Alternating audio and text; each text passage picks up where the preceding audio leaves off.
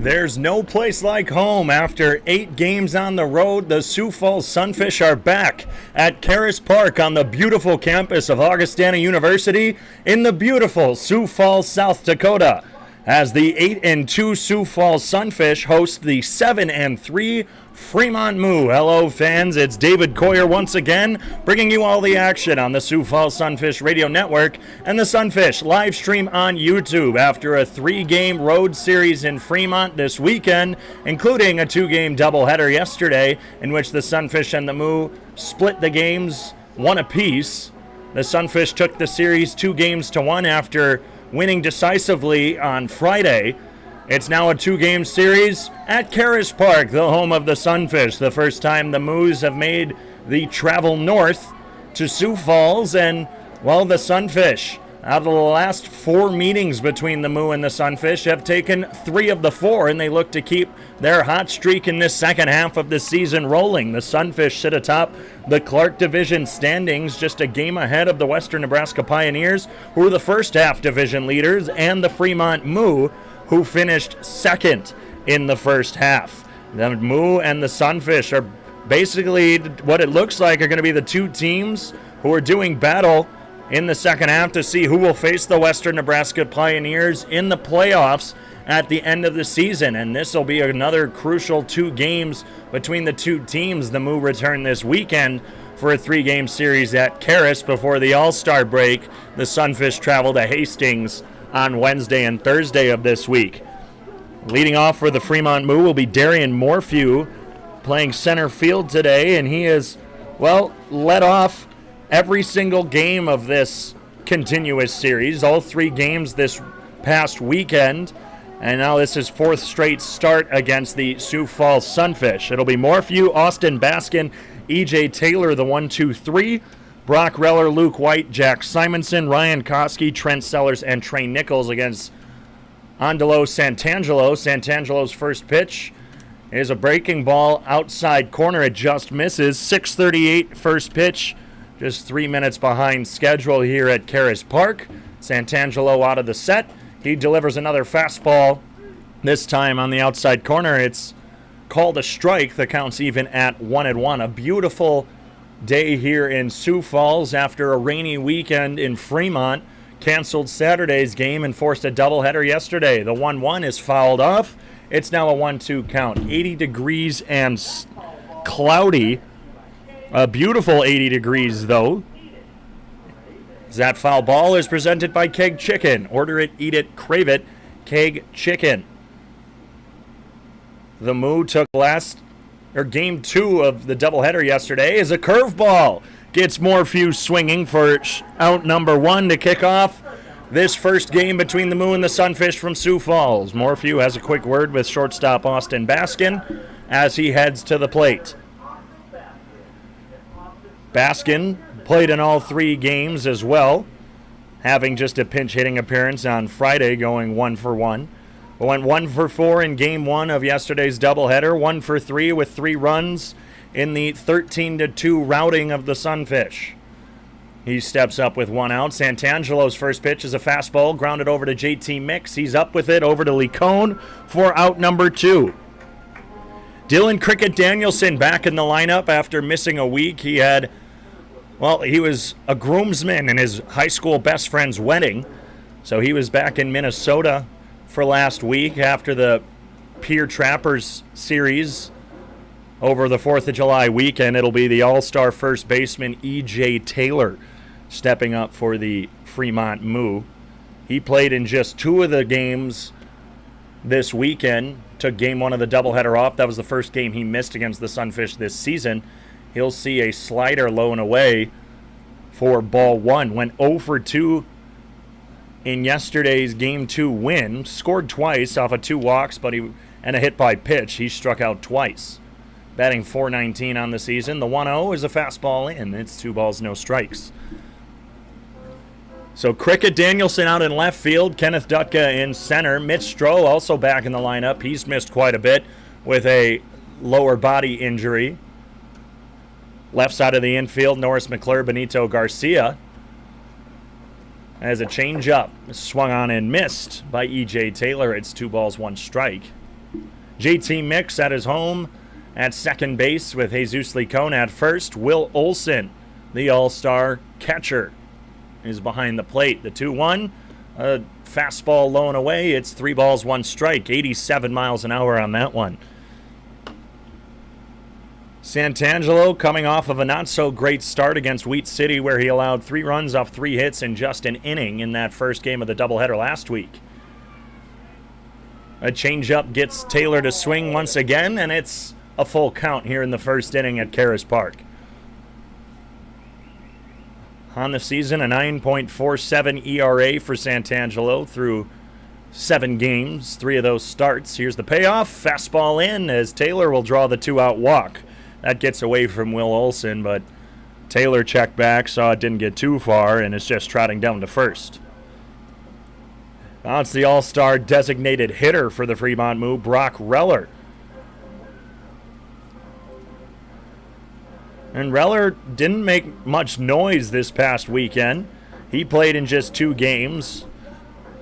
The Friday loss and the Game 1 of the doubleheader, 3-2 loss. Through the 2 games, he went 2 for 8, scoring just once. He had a double on Friday. Takes a fastball right on the outer half of the plate. It's no balls, 1 strike. Out of Grand Forks, North Dakota, the lefty, 6'3", 230, is used to Karras Park.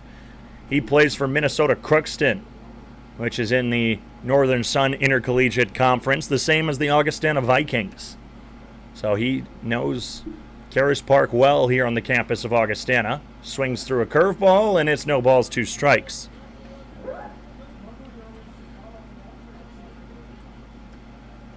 But D'Lo on the mound does have a win this season. Through 7 games and 19 innings, he has 19 strikeouts, 9 walks, and 29 hits coming into today's game. Already has a strikeout in this inning, still averaging about a strikeout an inning. He's got Reller to 0-2 with E.J. Taylor on first. The 0-2 is popped up right side. Jesus Licon giving chase. JT Mix in foul territory calls for it and will make the catch for out number 3. So besides that walk to E.J. Taylor, Andalo Santangelo looking good, makes it through an inning after having a rough start against Wheat City last week. No runs, no hits, no errors, 1 left on base for the Moo. They're scoreless after the top of the first. We'll see how the Sunfish respond in the bottom half from Karras Park.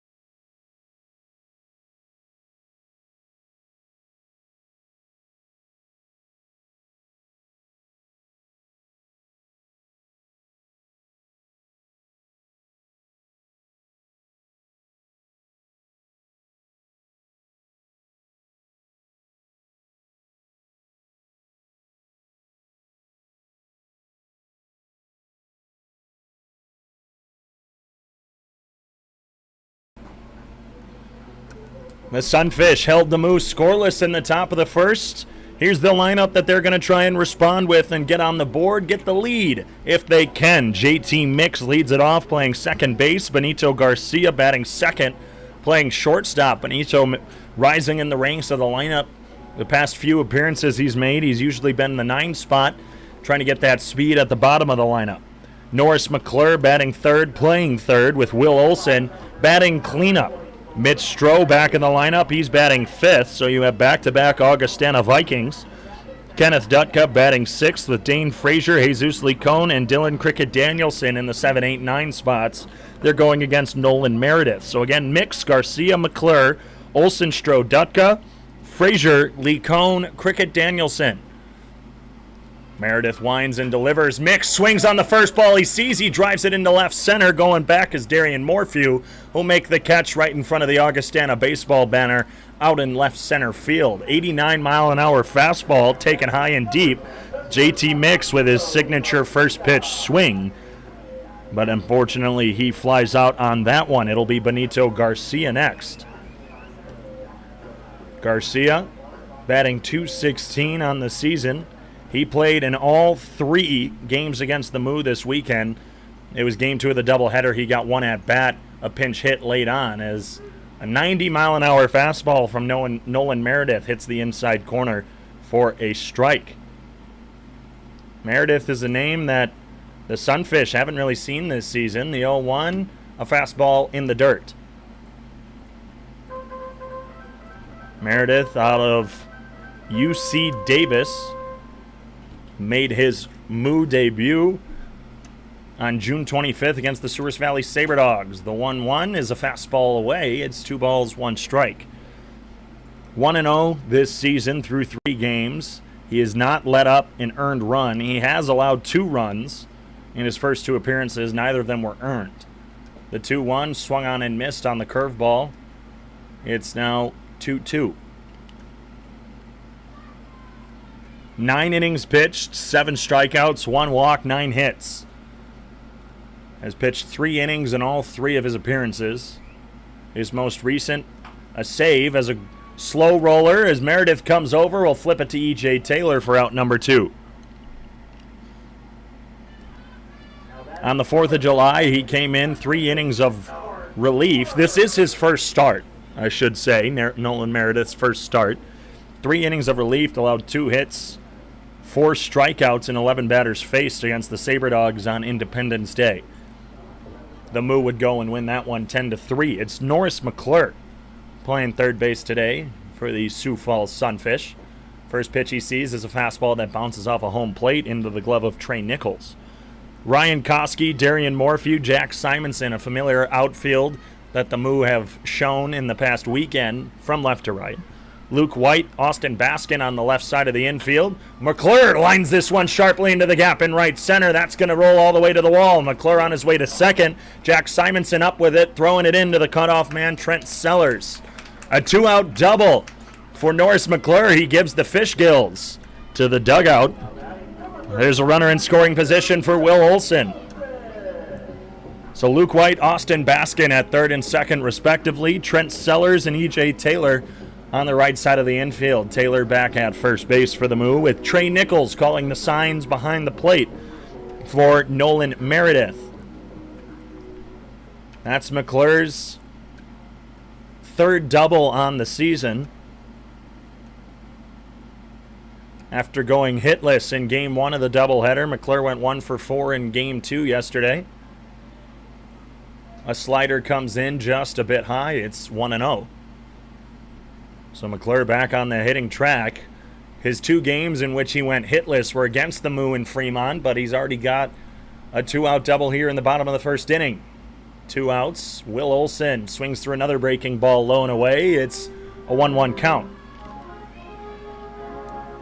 Olson in the Moo series went 2 for 7.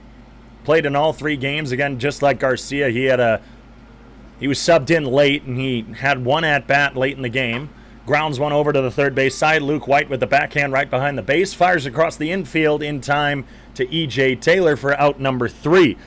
Olson was hit by a pitch in his lone plate appearance in that Game 2 of the doubleheader, and he leaves Norris McClure stranded out there at second in his first at-bat in the bottom of the first inning. After 1 full from Karras Park, we remain scoreless between the Sunfish and the Moo.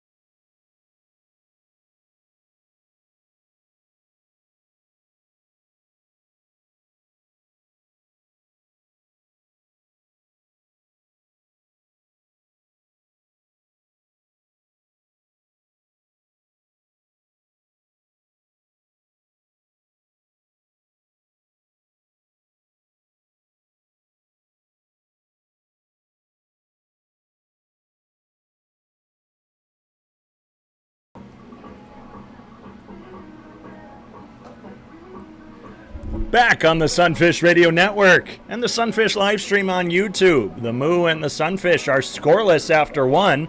Andalo Santangelo coming back for his second inning of work after last Tuesday in Game 1 of the doubleheader against the Whiskey Jacks. D'Lo could only make it one inning, allowing 3 runs in the game against the Sunfish. It was the newest pitcher for the Sunfish and Augustana Viking, Tom Sun, who would come in and shut down the Whiskey Jacks as the bats for the Sunfish would finally catch up. A fastball misses low in the dirt outside, is backhanded by Will Olson for ball 1 to Luke White. White playing third base for the Fremont Moo tonight. Another fastball misses low and away. It's 2-0. White on the season, .284 batting average, a double, 3 home runs, 11 walks, 14 strikeouts. He went 0 for 1 with a pair of walks in Game 2 of the doubleheader yesterday after going 1 for 3 in Game 1. Did not play Friday in the Sunfish victory. Fastball misses low, and White's ahead 3-0. To kick off the second half of the Expedition League season, the Sunfish have been red hot, winning 8 of their first 10. A fastball misses in, and Luke White draws a leadoff 4-pitch walk. The only 2 losses came in yesterday's Game 2 of the doubleheader, which, after being on the road for 8 straight games and have already played a very close Game 1 against the Fremont Moo, the Sunfish just looked a bit exhausted in that Game 2, and after a 7-run second inning, it just was hard for the Sunfish to come back. They allowed 10 runs in the second and third inning, and that's just a comeback that was a little harder to make. It'll now be Jack Simonson, the North Dakota State Bison, who swings on a curveball in the dirt for strike 1. The Sioux Falls native, so this is a home game for Simonson. Well, home if his family's in town. Obviously, the Fremont Moo on the road. He's batting .317 as he grounds one over to JT Mix. Picks it up over to Garcia. The throw over to Licone is a bit wide. Licone caught it, but he was pulled off by the wide throw by Benito Garcia, so no double play. Just a 4-6 fielder's choice. 1 out, runner on first for Ryan Koski. It was a nice flip by JT Mix. The Sunfish lead the Expedition League in double plays turned. Only got one, It was a 4th inning-ending double play. That was the only one in Game 2 of the doubleheader yesterday. Koski from Northwest Missouri State. Take a breaking ball low. It's 1-0 with a runner on first, 1 out in the top of the second inning. .286 on the season, 20 strikeouts, 13 walks. Has 5 extra base hits, 3 of them are doubles. 15 RBIs, 0 for 3 in the Moo win yesterday. Fastball in, it's 2-0. He did have a nice Game 1, though, went 2 for 3, didn't drive in a run or anything, was caught stealing. And it was Koski who, when Darian Morphew was trying to swipe second, tried taking advantage and scoring a run, but was caught going home. The fastball from Andalo Santangelo hits the inside corner. It's 2 balls, 1 strike. Dutka out in center field, playing to the left field side of second base. The middle infield playing a double play depth. JT Mix playing a bit shallow than he usually would, as Koski swings through a curveball, evening up the count at 2 apiece. But the Sunfish lost to the Moo yesterday, a week after losing to the Pier Trappers on the 4th of July. It was the loss to the Trappers that gave the Sunfish their first loss of the second half of the season. A fastball inside is too much for Koski. He goes down swinging. Strikeout number 2 for D'Lo today. And it'll be Trent Sellers from Lewis Clark State.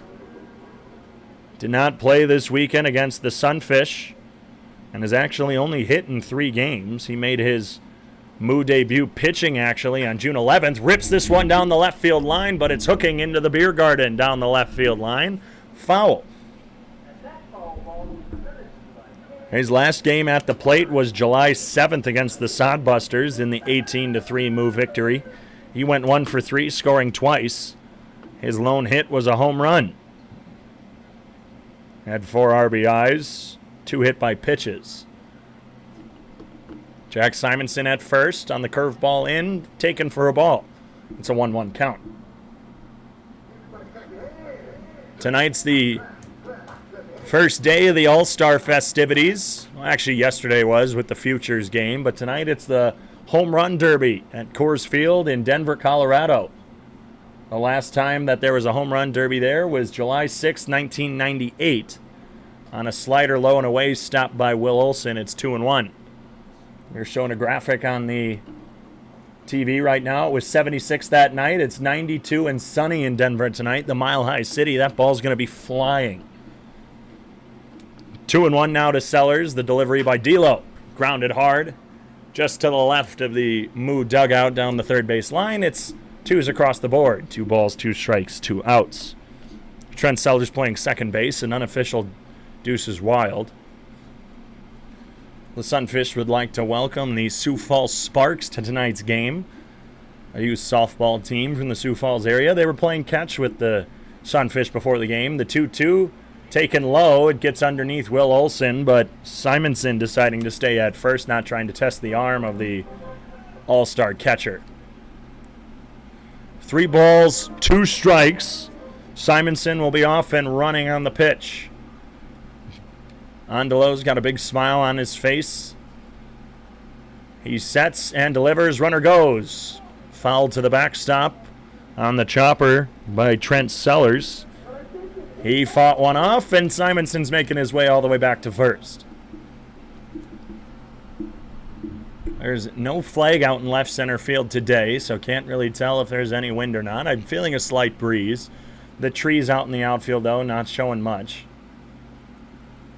Payoff pitch again. Grounder right back at Andelo. He spears it away. It's rolling. The toss, not in time. A tough play. It came right back at D'Lo. He tried spearing it backhand with his glove. It looked like it went straight in the palm, and it just pushed it away. He pushed it towards first base, and he was running over there. But Sellers took advantage of it, sprinted his heart out, and got there in time as the toss from Santangelo was a bit late. Alex Shoemaker getting new balls from Declan Beers. Walker Bullington giving Declan a bit of a hand. Declan gives Walker a nice shove, messing around with his coach. It'll be Trey Nichols, the catcher from Bowling Green, Missouri. One of the many Midland players on this Fremont Moo roster. Midland, of course, in Fremont, Nebraska. That's where the Moo play at Moeller Field. The first pitch with 2 outs is a fastball at the knees for strike 1. Nichols, 133 on the season. Played back at opening day against the Sioux Falls Sunfish. He actually has not played since May 31st for the Moo. I'd have to assume it was some sort of injury as he takes the 0-1 out of play off the breaking ball. The 6'3 righty from Midland, 133 through 4 games, has only had 15 at-bats, 2 hits, one of them a double, one of them a home run. A .400 slugging percentage. It's not too terrible. He's down 0-1 to Santangelo. Runners on first and second, 2 outs in the top of the second inning.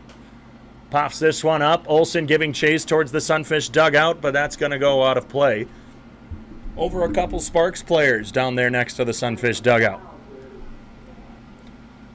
0-2 count now to the Bowling Green, Missouri native. Jesus Licone playing closer to the right field line. Playing about 4 steps in from the outfield grass. JT Mix just to the right side of second base. Simonson taking a moderate lead over there. Check swing on the slider. Olson tags him. The appeal. He did go. Olson made the tag before the appeal. Trey Nichols thought he held, but he went. Strikeout number 3 on the day for Santangelo. He gets out of a jam. No runs off 1 hit, no errors, 2 left on base. They're giving Sellers a hit on the tough play to Santangelo. And they're still scoreless after 1.5 from Karras Park. We'll return for the bottom half of the first inning on the Sunfish Radio Network, second inning, on the Sunfish Radio Network and the Sunfish live stream on YouTube.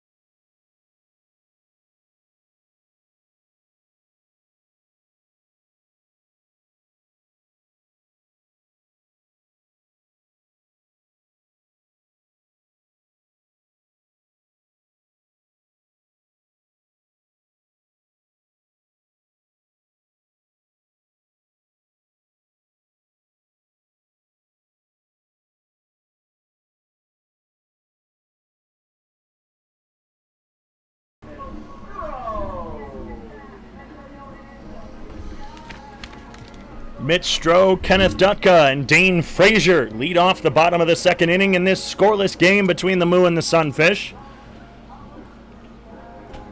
The Sunfish and the Moo played 3 times this past weekend. Had a game in Fremont on a rain delay makeup a few Mondays ago. 2 Mondays ago, in fact, as a fastball 89 on the radar gun hits the lower outside corner to Stro in his first pitch back in quite a while. Nolan Meredith has been throwing some heat. He goes with the breaking stuff on the inside. It just nicks the corner. It's 0-2 to Stro.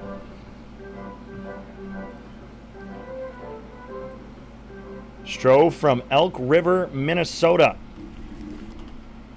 .297 average on the season. Takes a slider away. It's 1 ball, 2 strikes. Hasn't played since June 30th against the Spearfish Sasquatch. Went 1 for 2 that game. Had to come out with a lower body injury. Hasn't played since. The 1-2 chases a fastball low. It's a drop third strike. Nichols will fire it low over to E.J. Taylor at first for out number 1. 89 on the radar. Bounced off the plate into the glove of Trey Nichols. First strikeout number 1 for Meredith on the day. And it is in his first start, Meredith has been showing that he can be a starter. His 3 appearances before today, all in relief, as he misses with a changeup high. It's 1 ball, no strikes to Kenneth Dutka. Dutka batting .322 on the season. Played all 3 games against the Moo. Takes a fastball low and away. It's 2-0. The home run derby festivities getting underway. It's Pete Alonso against Salvador Perez as Dutka bounces one over to Sellers at short into the glove of E.J. Taylor for out number 2. Juan Soto now stepping on the podium. We'll see who his matchup. He's against the number 1 seed, Shohei Ohtani. Showtime Ohtani. He's leads the MLB with 33 home runs. He's leading off the All-Star game tomorrow while also being the starting pitcher for the American League. The first pitch to Dane Frazier is a curveball high. It's 1 ball, no strikes. From Yakima Valley College, go Yaks, as the Sunfish like to say to Dane. He'll take a long curveball. It nicks the inside corner at the knees. 77 on that one. That one looked like that just hung there on the inside corner. If that was any more over the plate, Dane would have turned on that one and drove it out of here. This time, a fastball just misses the lower part of the zone. It's 2-1. Dane, .269 on the season, 21 walks, 14 strikeouts. went 1 for 2 against the Moo in Game 2 yesterday with a walk and a strikeout. The 1-2's fouled to the back, or 2-1, excuse me, fouled to the back, netting for strike 2. That foul ball presented by Keg Chicken. Order it, eat it, crave it. Keg Chicken. Frazier now with a 2-2 count. In the bottom of the second inning, we're still scoreless between the Moo and the Sunfish. As Frazier takes a slider just outside. It's 3 balls, 2 strikes.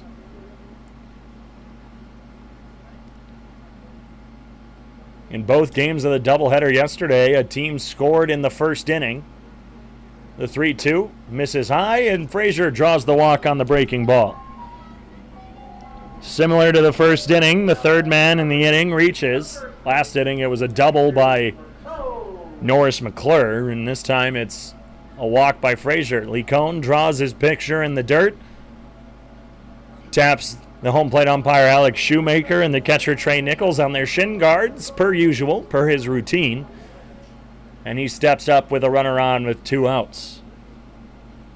Licone, 326, has slowly climbed the ranks of the Sunfish batting averages as the season has gone on. An 88-mile-an-hour fastball strikes at the knees of the zone, and it's no balls, 1 strike.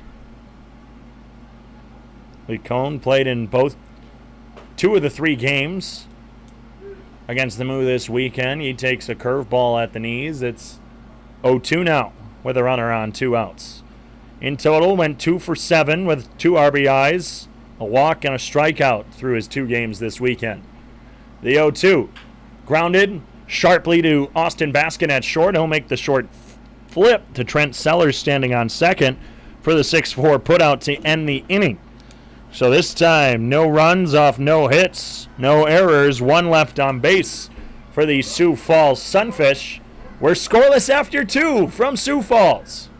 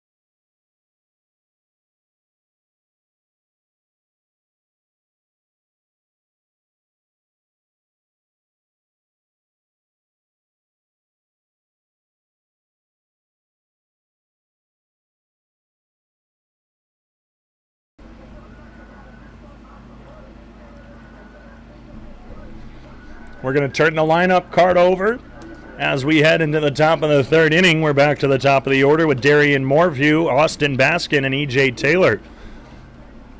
Only one of those 3 reached in the first inning. It was E.J. Taylor on the 2-out walk. Angelo Santangelo looking good on the mound after only going an inning in his last appearance. He's really bounced back. He was talking to me before the game on a foul tip that goes into the glove of Will Olson for strike 1. Darian Morphew struck out his last time up to kick off this game. D'Lo and I were talking before the game, and he was in a good mood. I asked, how you feeling? Curveball gets Morphew to swing again. Another foul tip. It's no balls, 2 strikes. Especially after, in his last appearance, going just 1 inning, he was just even joking around about it. He's like, well, hopefully I go longer than an inning today. And I'm just like, yeah, it was just tough last time. And he's like, yeah, but I'm feeling good. I've been working on stuff. The 0-2 is a change-up high. It's 1 ball, 2 strikes. And from what I've been told from Santangelo himself and even some other pitchers in the bullpen, he's been working all summer just trying to get better get his command down, and he throws a curveball low. It's popped up to center field. Dutka trots in a little bit over to his left and makes the catch for out number 1. That'll bring up Austin Baskin, who grounded out to second his last time up. The beer batter for the Fremont Moo. Of course, if he strikes out, beer's $1 off for the remainder of the inning. The Fremont Moo had the same thing. But down in Fremont, they play the chug-a-lug song. Gets kind of annoying after a little bit, especially when they play it after every strike. Here's the pitch, the slider away. It's 1 ball, no strikes. But I understand it. It's a funny song. It's a good one to play for a beer batter. But Andalo is working in the bullpen on his off days, just trying to get better, get his composure down, keep his mind right. Throws a changeup inside that's swung on and missed by Baskin, even with the count at 1 apiece. Each team just has 1 hit. Trent Sellers, the one for the Fremont Moo, back in the 2nd inning. Norris McClure with a double in the 1st. The 1-1, swing on and missed. A sweeping slider low and away. It's 1 ball, 2 strikes. If the reading on the radar gun was correct, a slow 67 on that breaking ball. 1 ball, 2 strikes from Santangelo. He checks in, kicks, and delivers. This time it's rolled over to third. It's a foul ball just to the left of third base. Norris McClure was brought into foul territory. He made a glove on it, and Norris has a strong enough arm where I think he could have made it all the way across. Baskin will get another attempt on the 1-2 count. The Sunfish and the Moo will be seeing quite a lot of each other in the next week. Curveball misses in. It's 2-2. After playing 3 games this weekend, the Sunfish and the Moo play tonight and tomorrow before 2 days of not seeing each other, and then a 3-game series once again here from Karras Park, leading into the All-Star break next Monday through Wednesday. The 2-2 swung on and missed. Slider low and away. That's strikeout number 4 for Santangelo. And the beer batter goes down swinging, and it's $1 off beer here at Karras Park. If you're listening at home, stand up, walk to your fridge, grab a beer. If you're not already drinking a beer watching a baseball game, I think there's something wrong in that picture, and might as well go change that. The beer batter struck out. It's only ritual. 2 outs now in the top of the 3rd inning. We're still scoreless from Karras. Santangelo's season high of strikeouts in 1 game is 5. He's already at 4. And the first pitch to E.J. Taylor drills him in the back. Taylor has not yet had a proper at-bat. He's reached on a walk and a hit by pitch now. The Moo lead the Expedition League in hit batters. It used to be the Sunfish, so it's surprising that, well, it's no longer the Sunfish. And E.J. Taylor shows you right there why, well, it's now the Moo. The Moo have been hit 67 times, the Sunfish only 63. So runner at first again for Brock Reller. He swings through a curveball. He's down 0-1. The lefty flew out in foul territory to JT Mix the last time up.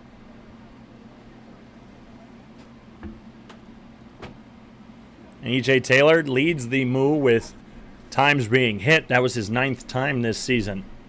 Reller chops one down the first base line. Foul. That's going to roll all the way to the fencing by the Sunfish bullpen as the power hitter's down 0-2. And that actually 9 times being hit by a pitch. I think that surpasses, Dylan Cricket Danielson leads the Sunfish with only 7 times being hit. Sunfish need to step up their game. I'm just joking. Fastball misses low and away. It's 1 ball, 2 strikes. No one likes to get hit, but being hit is what has led to the Sunfish getting such a high on-base percentage. They've fallen to third as a curveball gets Reller to swing and miss. Who leads in on-base percentage? Well, coming into today's game, It was the Fremont Moo with 431, but through 3 innings, they've only been held to just 4 base runners. And 4 of them have all been left stranded that time. No runs, no hits, no errors, just the hit by pitch to E.J. Taylor. We're scoreless as we head to the bottom of the 3rd from Sioux Falls.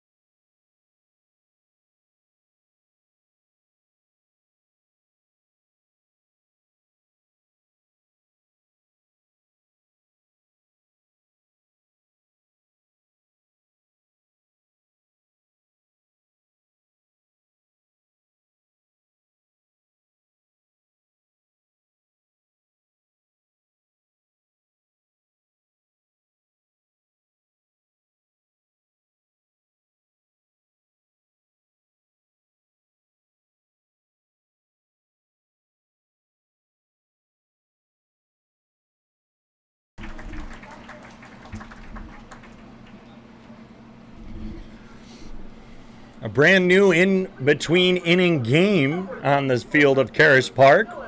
2 young ladies put Oreo cookies on their foreheads and had to try and use only their face muscles to get it into their mouth. It didn't look like either of them were successful, but you get to go away with a free Oreo, and I think that just automatically makes you a winner, in my opinion. We're scoreless after 2.5 from Karras Park. It's Dylan Cricket Danielson, the only Sunfish to not have an at-bat yet. He fouls off the first pitch he sees, an 89-mile-an-hour fastball. Cricket Danielson, as I said at the top of the broadcast, missed the last week due to a wedding of his high school best friend. That's always fun. Swings through a breaking ball. It's no balls, 2 strikes for Cricket Danielson. He's walked 15 times this season. Has 2 doubles, 4 RBIs, 7 stolen bases. He rips this one into left field. That falls for a base hit, just fair. Cricket Danielson on his way to second. That rolls all the way to the corner. Koski picking it up now, throwing it to Austin Baskin. And Dylan Cricket Danielson gives the fish gills back to the dugout. He's got a double. The 2 hits for the Sunfish today, both doubles. That's his 3rd of the season. So Cricket Danielson in his first game back, already off to a hot start, and with no outs, it's JT Mix.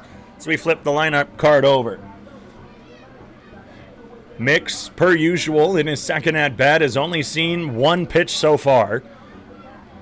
And he hit it hard into center field.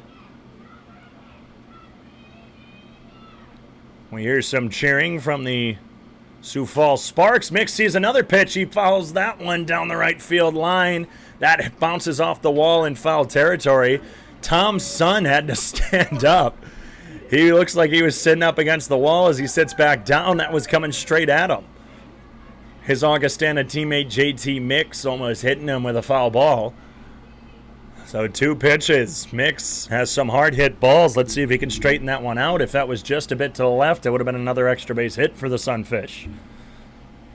The 0-1 from Meredith, fouled off again. Mix has his timing down. 89-mile-an-hour fastball. And Mix has been all over him. Just got underneath that one. He's down 0-2. Cricket Danielson out at second base. The Sunfish have only left 2 stranded as they've only had 2 base runners. No balls, 2 strikes to Mix here in the bottom of the 3rd inning. He sees an off-speed high. It's 1-2 now. Mix played his first game in Fremont in Game 2 of the doubleheader.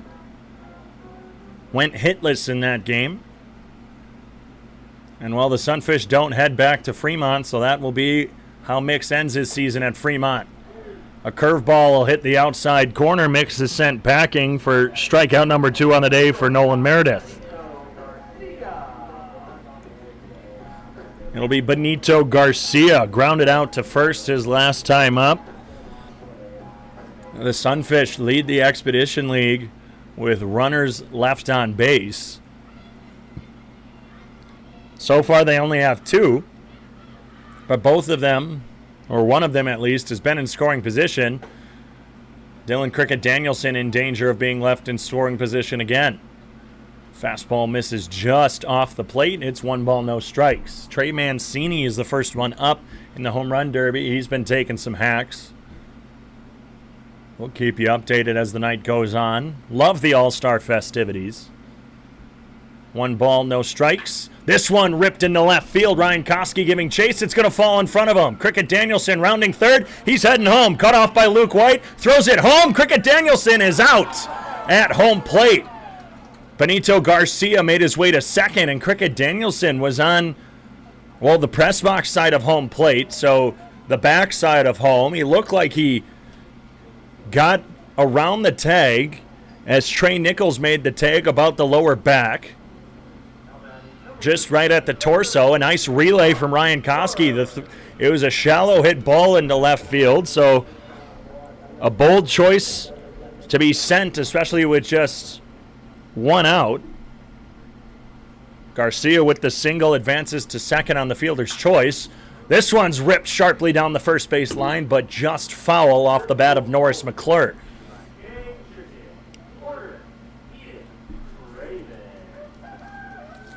But it looked like Cricket Danielson got around the tag. Alex Shoemaker calling out. The tag was applied, and Cricket Danielson, though, it looked like it was on his lower back. Fastball hits the outside corner to the lefty McClure. He's down 0-2 now. And I'm just going to make sure is the scoreboard here at Karras Park is not giving that a hit. They just don't have it updated yet on Point Streak. No balls, 2 strikes. They're giving that a hit now. McClure hits this opposite field, slowly falling down the left field line, but foul. There's a high pop-up.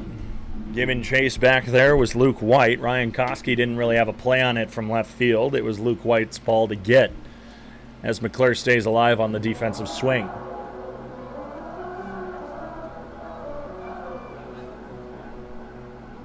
Mancini, I don't have the home run total up there yet. Oh, 23 home runs is what it's saying, actually. There it is. No balls, 2 strikes. Meredith steps off. No one was covering second. Garcia not with too big of a lead. 2 outs. Runner on second. Still scoreless here at Karras Park. Meredith checks back at second. Turns around as Baskin was kind of creeping over towards second, but no one was covering. Trent Sellers is really playing deep, expecting the pull on the ground. McClure swings at a fastball low, taps his bat on the ground out of frustration, but he strikes out for the 3rd strikeout of the game for Meredith. After a leadoff double, Dylan Cricket Danielson is thrown out trying to score on a single by Benito Garcia in the left, so no runs off 2 hits, no errors, 1 left on base after 3 full. We're scoreless between the Sunfish and the Moo in Game 1 of this 2-game series from Sioux Falls.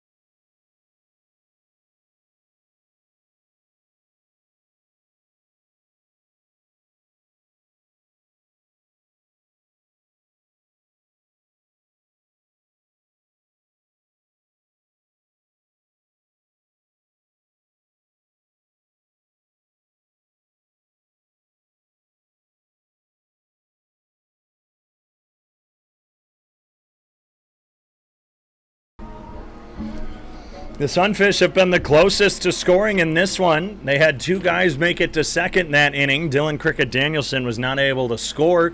He was thrown out on a nice relay from the left fielder Ryan Koski to this man, Luke White, who's leading off. He'll take a curveball in. It's 1 ball, no strikes. White drew a leadoff walk in the second inning. But he grounds over to Norris McClure at third. He dives, comes up, fires over the stretch from Lee Cone. It's in time.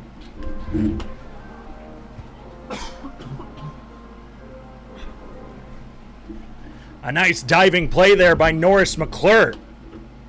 Excuse me, there's something in the back of my throat. Gotta take a sip of water quick.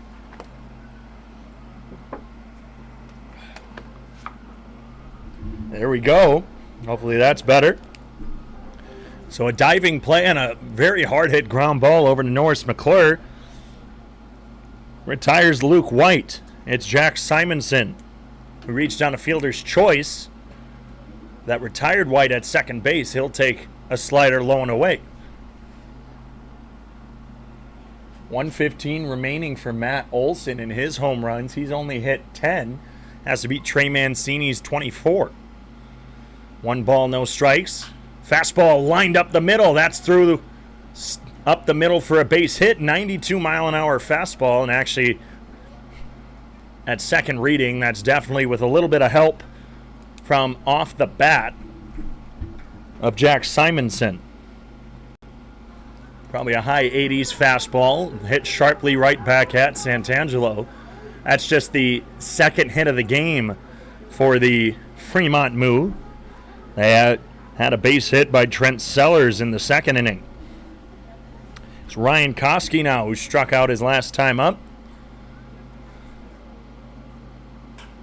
This one, first pitch, right field, coming over his Stroh, chasing it back. That'll land on the warning track and bounce to the corner. Runners are running to second and third. Stopping at third is Simonson, and Ryan Koski on the first pitch he sees.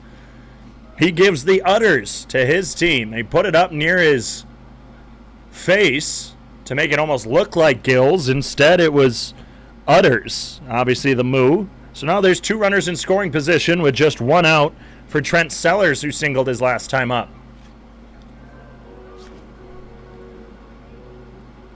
Santangelo had been lights out. We're still scoreless here in the top of the 4th inning. Santangelo still getting his fastball across the plate. That time he goes with the breaking stuff, and it's swung on and missed by Sellers for strike 1.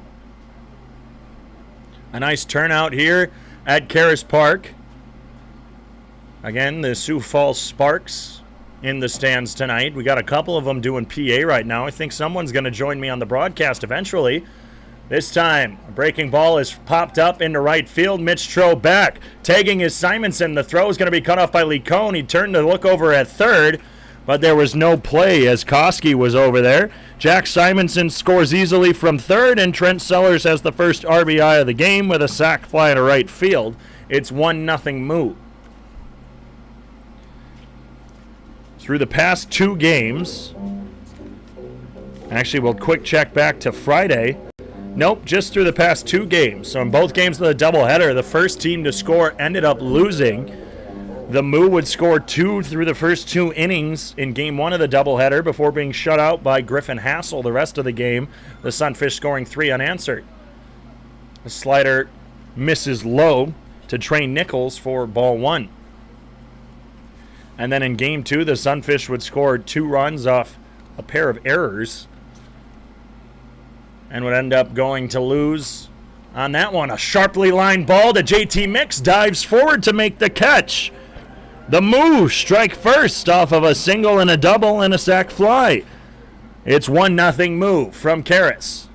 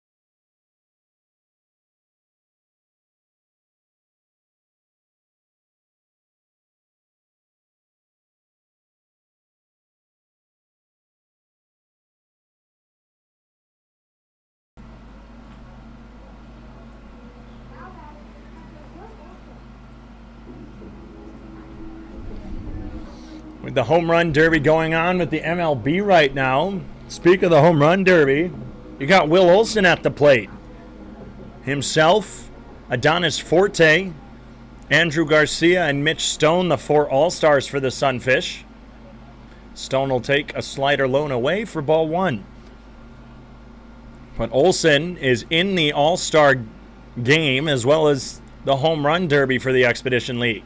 He swings through an off-speed lone away again. It's 1 ball, 1 strike. 80-mile-an-hour slider on that one. Will grounded out his last time up. He fouls one off to the Moo dugout at the third baseline. It's 1 ball, 2 strikes. The Moo strike first, scoring 1 run in the top of the 4th inning off of a pair of hits. And they once again, in both games of the doubleheader yesterday, the team that scored first ended up dropping the game. Curveball misses low. It's an even 2-2 count now to the catcher, Will Olson. Will leads the Sioux Falls Sunfish in home runs. Brock Reller on the Moo, as Olson fouls this one again into the Moo dugout. But Brock Reller leads the Expedition League in the long ball. Olson has 5 for Sioux Falls. The next closest in that category is Jonathan Brandon and Kenneth Dutka, each with 3. A curveball drops in on the inside corner. Olson's caught looking. He'll slowly walk back to the Sunfish dugout. Not so sure where that one hit, but he walks back anyway. That's strikeout number 4 for Nolan Meredith, who officially has gone the longest in any of his appearances this season at 3 1/3 innings. Up until today, he had only gone 3, and now has 1 away. The Moos still lead 1-0 for Mitch Stone, who struck out swinging his last time up. Chased a fastball low, but that time he lays off of a 90-mile-an-hour fastball low and away. So Olson has 5 home runs. Brock Reller has 12. A slider is swung on and missed. It's a 1-1 count.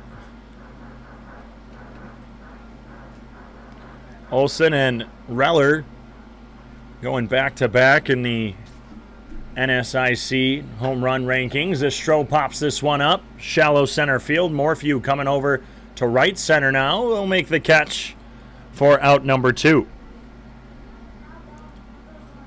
It'll be Kenneth Dutka, who grounded out to second.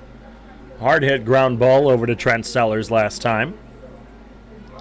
But it was actually Will Olson who led the NSIC in long balls, led the Augustana Vikings as well. And so if those two are in the home run derby, it'll be very entertaining to watch. A changeup just misses high. It's 1 ball, no strikes. It's now Trevor Story and Joey Gallo. Trevor Story, the homeboy, the Colorado Rocky. Dutka fans on a fastball. That was on the outside corner. It's 1-1. Another guy who could be in that home run derby, E.J. Taylor, as Dutka gets jammed and fouls one back into the mask of Trey Nichols. Alex Shoemaker will quick walk in front of the home plate, give Nichols some time. That was a hard hit ball. It was a fastball that was fouled back into the mask of Nichols. You never want to see that. 1 ball, 2 strikes, 2 outs here in the bottom of the 4th. Dutka pokes one off the end of the bat over to Baskin at short. He comes up with it, shuffles, fires over to E.J. Taylor. Dutka is beaten by about half a step. Tried running that one out, but it's a 3-up, 3-down inning on the nice throw by Austin Baskin from short. The Moo lead by 1 after 4 full. Will return on the Sunfish Radio Network and the Sunfish live stream on YouTube with the 5th inning.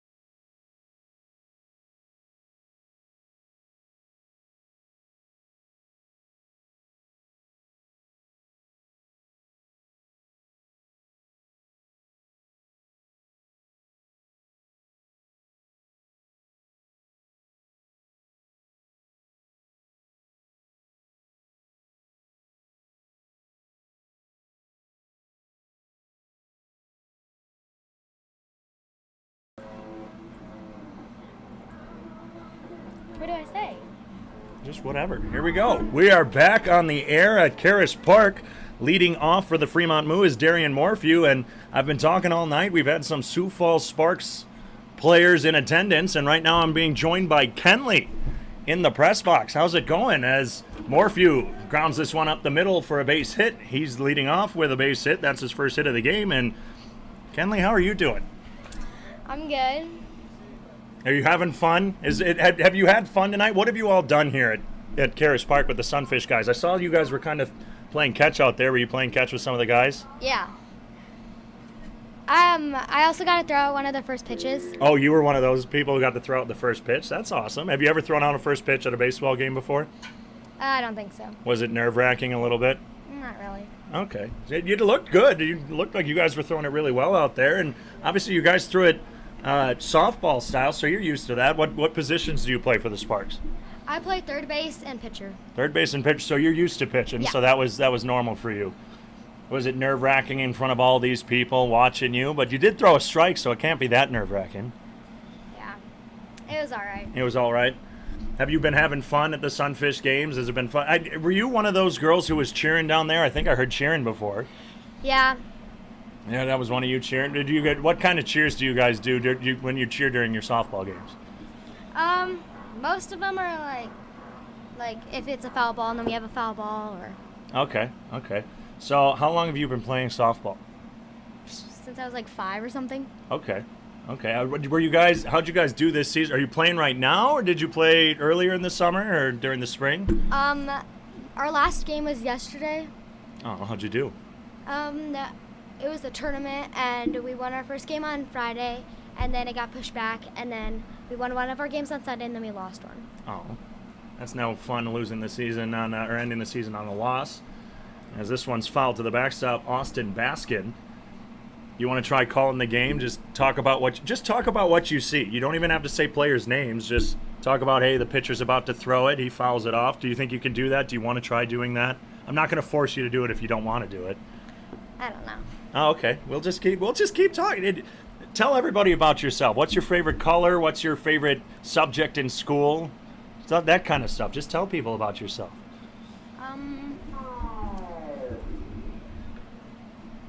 Well, I'm going to 6th grade. Here in Sioux Falls, what school do you go to? I'm going to be going to Memorial. Okay. New school. Okay. What's your favorite class in school? Do you like going to school? Obviously, no one likes it, so you don't like going to school. Getting a shake of a head. No. Runner goes, foul ball off the leg of Austin Baskin. Sends Darian Morphew all the way back. It's a 2-2 count on the breaking ball. See, it's something like that. You just have to tell people what's happening. Do you watch baseball when you're at home? Yes. Do you like who's your favorite team?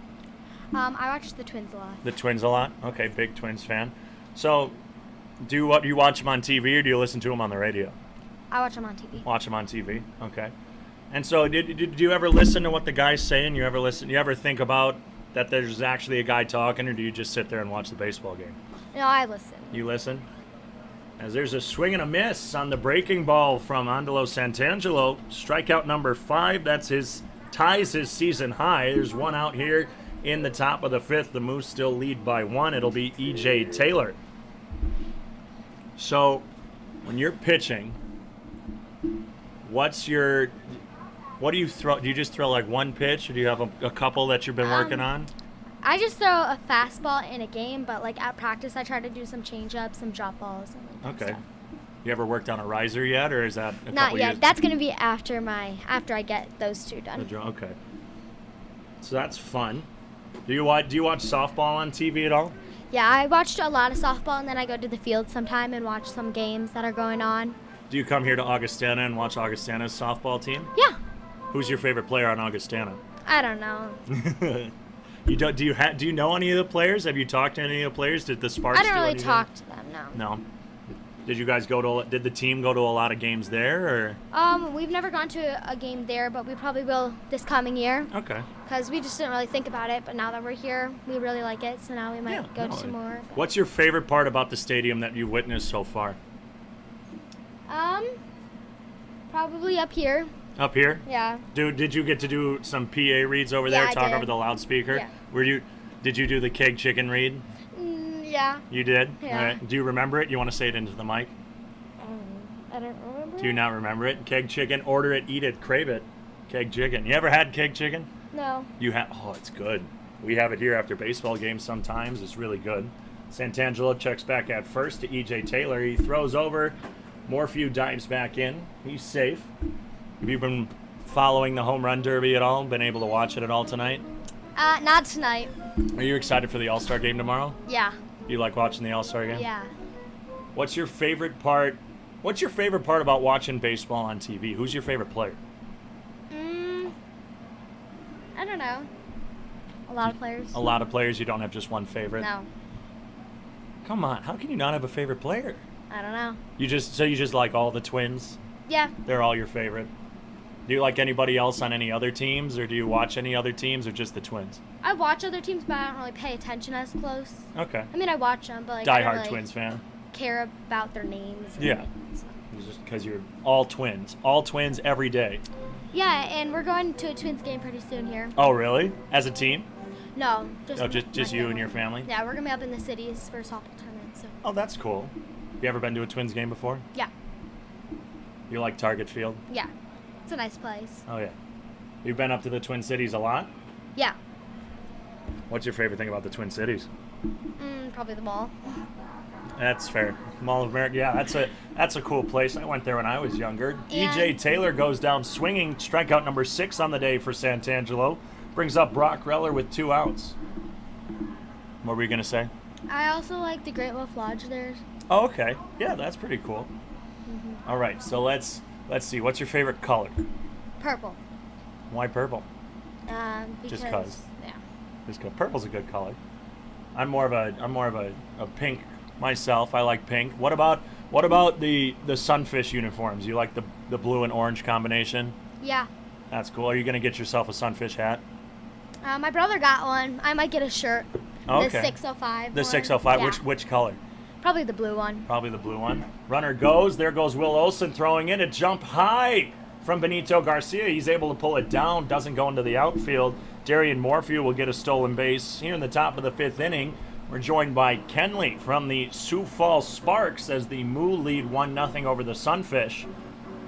See, it's not so nerve-wracking when it's just you and me talking. It's me asking you questions and you talking back. When you become a professional softball player, you're going to have to get used to people talking to you like this. Because you're going to be talking to a lot of people. They're going to be interviewing you, asking you for autographs. Garcia plays a grounder off the hop over to Jesus Licone in time to get Brock Reller. So a leadoff single by Darian Morphew leads to nothing as Santangelo gets up to 6 strikeouts with 2 of them. Thank you for Kenley for joining us on the broadcast. Again, you're going to have to get used to this when you become a professional softball player. You got to remember me. And then you remember your time here, okay? All right. Thanks for joining us. We'll return for the bottom of the 5th inning after this.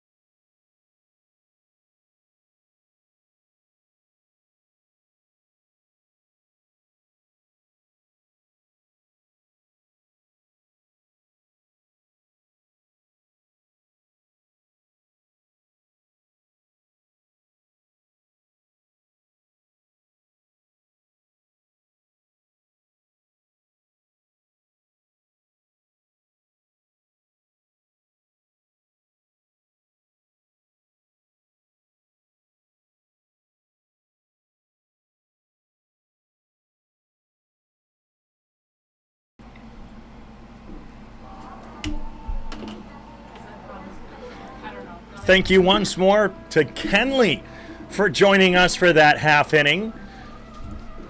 Just to recap, I know we weren't able to get everything. Darian Morphew singled, stole a base. Austin Baskin and E.J. Taylor both struck out, while Brock Reller grounded out, leaving a runner stranded that inning. So no runs off 1 hit, no errors, 1 left on base Dane Frazier leads things off. He'll take a breaking ball on the inside corner, but it misses for ball one. The Moos still lead by one after scoring in the fourth.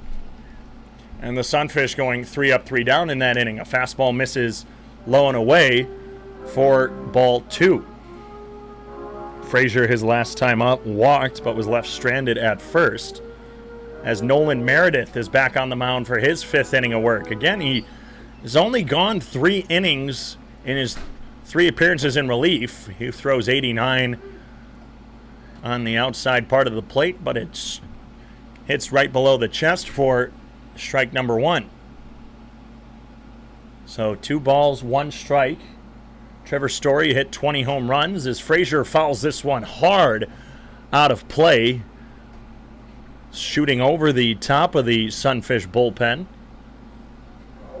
And Meredith, in his 5th inning of work, he's still hitting high 80s, low 90s with his fastball. He's been zooming it, looking like Andrew Garcia out there, still hitting the 90s.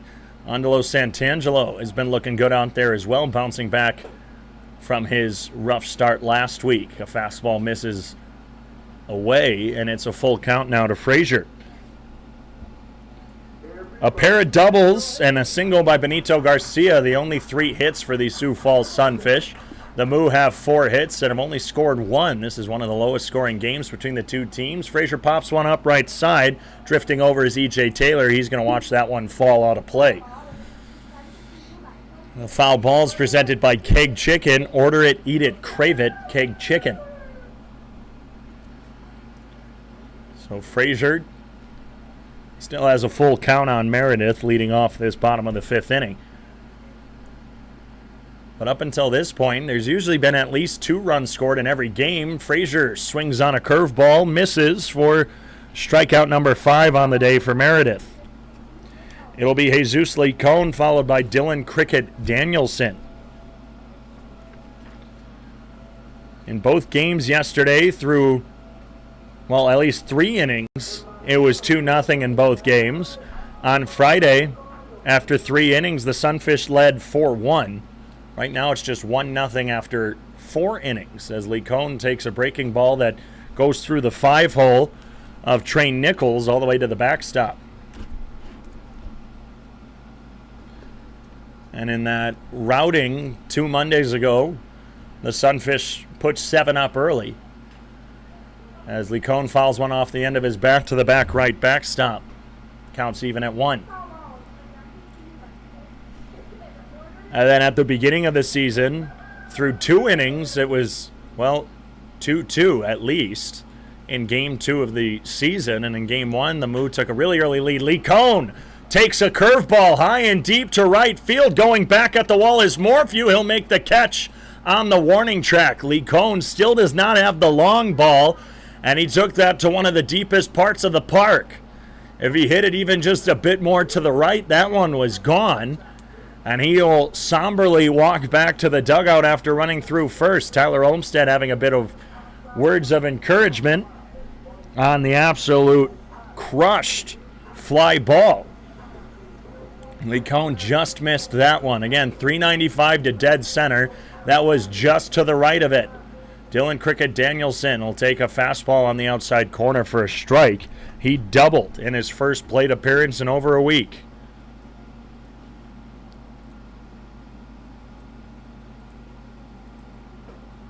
Another 90-mile-an-hour fastball hits the outer part of the zone, and Cricket Danielson is down 0-2.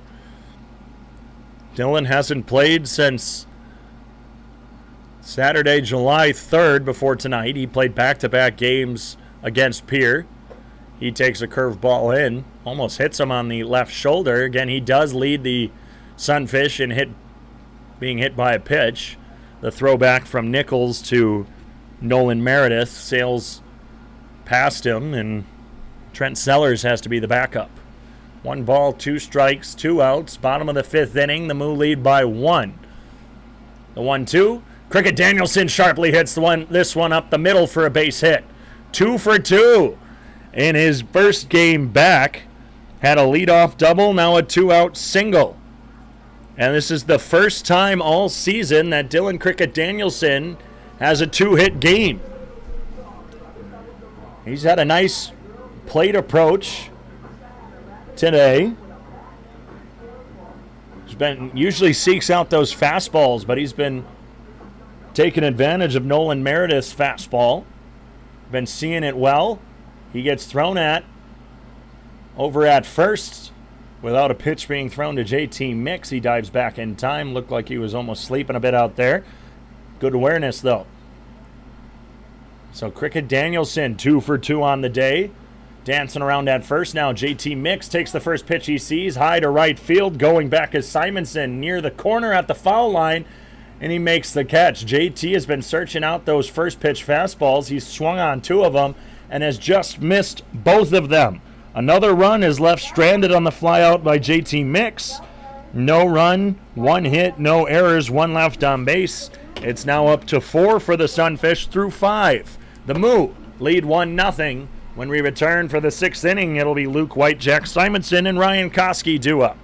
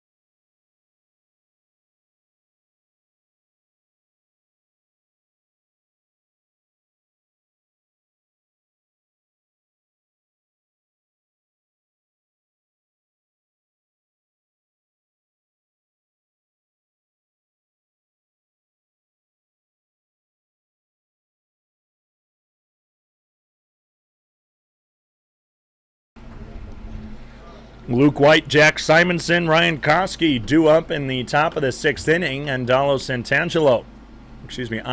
that's the first time I've messed it up. When he first got here in Sioux Falls, everyone was telling me it was Andalo. He throws a slider low and away. It's 1 ball, no strikes to Luke White, who's 0 for 1 with a ground out and a walk. But after the first game, as a curveball drops in, actually, it might have been a changeup. Didn't have much drop. And it was 83. I think I'm going with a changeup from D'Lo. It's 1 ball, 1 strike on the inside corner. Here's the 1-1. Grounded sharply into the diving glove of McClure. He's up and firing. The stretch from the cone is in time. 2 diving plays today for Norris McClure at third. He's been a brick wall over there. What a play by the shortstop from the third baseman from Spring Hill College. Jack Simonson has reached base twice today. First on a fielder's choice, and in the 4th inning with a single. He's the only run scored today on the long sac fly by Trent Sellers. But Santangelo has been looking good today. 5 1/3 innings pitched. He drops a curveball in there on the inside. It's just misses. It's 1 ball, no strikes. Santangelo, after pitching in the 5th through the 5th inning, is in his longest outing. Before today, he had only gone 4 innings. As a fastball misses high, it's 2-0. He went 4 innings in back-to-back appearances, including 4 innings against the Moo in that 19-7 win 2 weeks ago. So it's been 3 straight Mondays for D'Lo. The 2-0 is left over the plate. It's popped up high and deep to left field. At the warning track is Cricket Danielson at the wall. He robs it! Oh boy! Dylan Cricket Danielson at the wall took a home run away from Jack Simonson. What a night for Cricket Danielson in his first night back since July 3rd.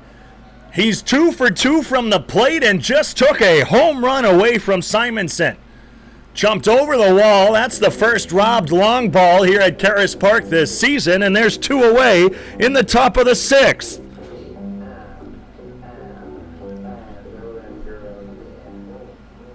It'll now be Ryan Koski, who had the double his last time up. He's 1 for 2. Takes a fastball in, right about at the elbow. Almost hits him, but wow. Dylan Cricket Danielson, teal stirrups and all out there in left field, gets a point from Norris McClure from third. The two of them have been unstoppable on that left side today. The 1-0, fastball low, it's taken for ball 2. Danielson had the nice read. He was about at the Farmers Union insurance sign out there and left. Waited a little bit before jumping. He knew he had to time it perfectly. The 2-0. Fastball running in again. It's 3-0 now to Koski.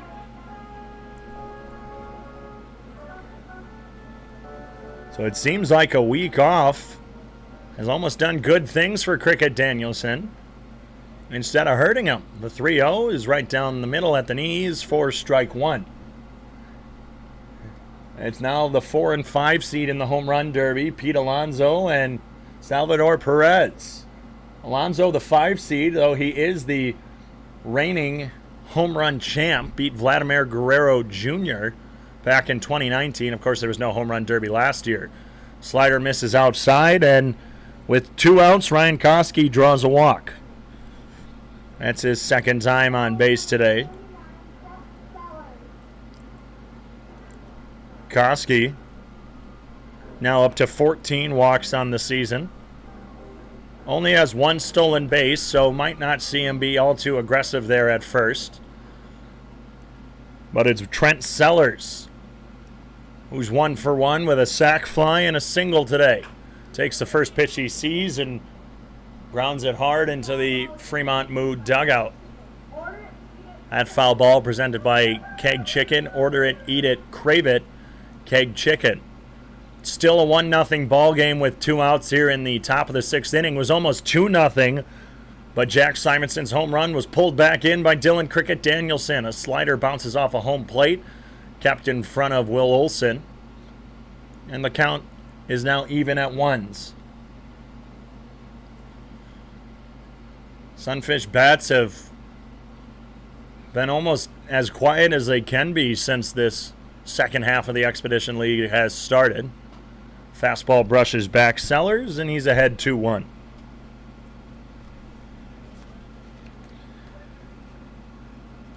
Three hits yesterday in Game 2 of the doubleheader after having 6 in the first game. Yesterday was probably the quietest day for the bats, as this one is hit hard and deep to left field, but instead it's just in front of the warning track to Cricket Danielson for out number 3. Cricket Danielson and Norris McClure on the left side of the field for the Sunfish provided some nice defense for Andalo Santangelo. Norris McClure with a diving stop and throwing it over to get Luke White. And Jack Simonson's home run was robbed by Cricket Danielson, who's greeted by some high fives and a backslap by Walker Bullington. It's still a 1-run ball game as we head to the bottom of the 6th from Sioux Falls.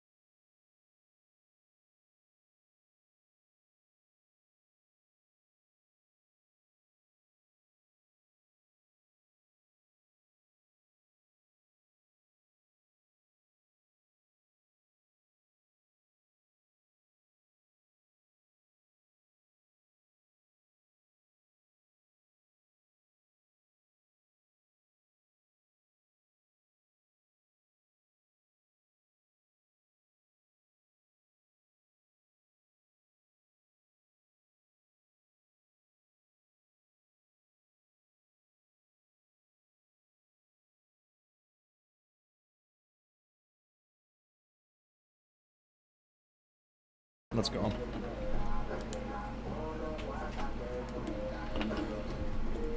The Sunfish bats have been a bit quiet, but their defense has provided all the noise. That last inning, Norris McClure gets his second diving stop at third base, while Dylan Cricket Danielson robs the first home run by any Sunfish. Well, he makes the first home run robbery by any Sunfish. That would have probably been a better wording, as Benito Garcia, who's leading this one off, takes a fastball away in this pitcher's duel. Nolan Meredith still on the mound in the sixth inning. A fastball misses high, gets out of the glove of Trey Nichols. Another take by Benito Garcia evens the count at 1-1. Both of these pitchers started off their respective seasons as relief. Santangelo in his fourth start, Meredith in his first. Kicks and delivers. The righty's pitch misses low. It's 2-1 now to Garcia. Benito 1 for 2. His single almost scored Dylan Cricket Danielson from second. Cricket Danielson was tagged out, trying to score the first run of the game. Garcia chases a fastball high and away, and it's a 2-2 count.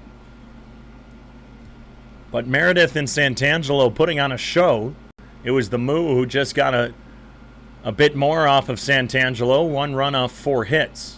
The 2-2, a good take outside by Garcia. Typically likes to chase those fastballs with 2 strikes, but held off on the one that was just in the left-handed batter's box, and he's fought back to a full count. Bottom of the 6th inning, a 1-0 ball game. Garcia lines this one into right field. That's going to fall for a base hit. 2 for 3 now on the day for Garcia. A full rebound after going hitless in his last 2 games against the Moo. He only had 1 hit over the weekend through 8 plate appearances, and now through 3 here, through 6. He already has a pair of singles. It's Norris McClure, who also has one of the hits on the day for the Sunfish with his double. 87-mile-an-hour fastball just misses away to the lefty McClure.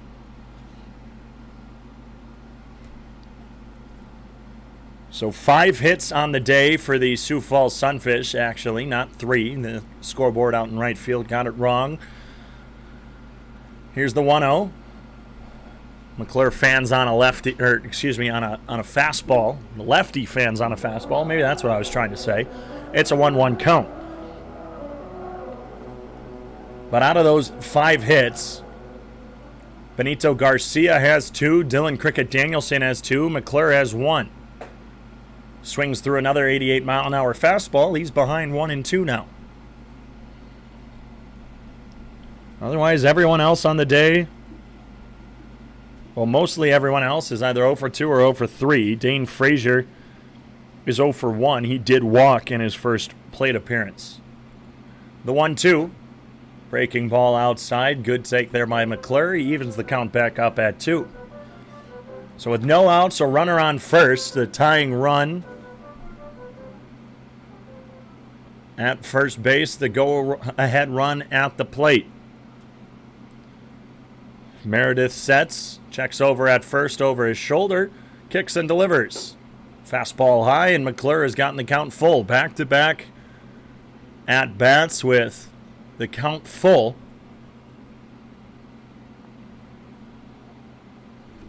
McClure looking to try and get a rally started for the Sunfish, who are down by 1 late in this one. Meredith with the pitch, a swing and a miss. McClure goes down swinging for the second straight at-bat. That's strikeout number 6 for Nolan Meredith.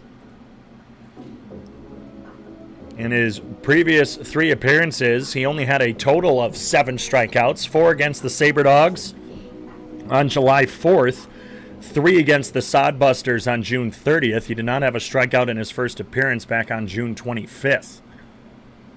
Will Olson grounds the first pitch he sees to Luke White. White was going over to second. He throws it over to first. It's dug out by E.J. Taylor on the low throw. White had to double clutch as Garcia was almost all the way to second by the time White was about to throw. A good heads-up play there by the Moo third baseman on the fielder's choice. So a 5-3 gets Benito Garcia over to second. Will Olson is sent packing on that one. That's his second ground out to third today. Olson's now 0 for 3. Mitch Stone, who's 0 for 2 in his first game back, now has a runner in scoring position with 2 outs. He takes a slow curveball that drops in at the knees on the inside part of the plate. 75 on the radar gun. Strike 1. The sun's starting to set here at Karras Park. The lights are not on yet. Still a cloudy day, so it's some soft lighting here. Nothing shining in anybody's eyes. A high chopper over to the third. White will play it, fire it over to first base. This time it's chest high to E.J. Taylor. And another run is left stranded, this time in scoring position for the Sioux Falls Sunfish on the 5-3 putout. No runs off 1 hit, no errors, 1 left on base after 6 full. From Sioux Falls, it's the Fremont Moo 1, the Sioux Falls Sunfish 0.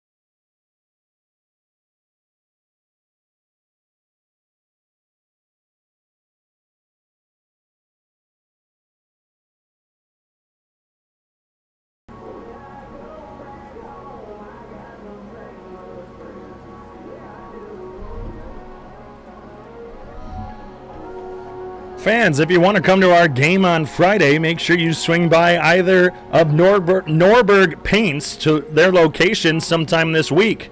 They have purchased 100 tickets to our game on July 16th. Their locations are at 326 East 14th Street and 313 West 37th Street here in Sioux Falls. Stop by and ask about a Sunfish ticket to get yours, but you might want to hurry before they're all gone.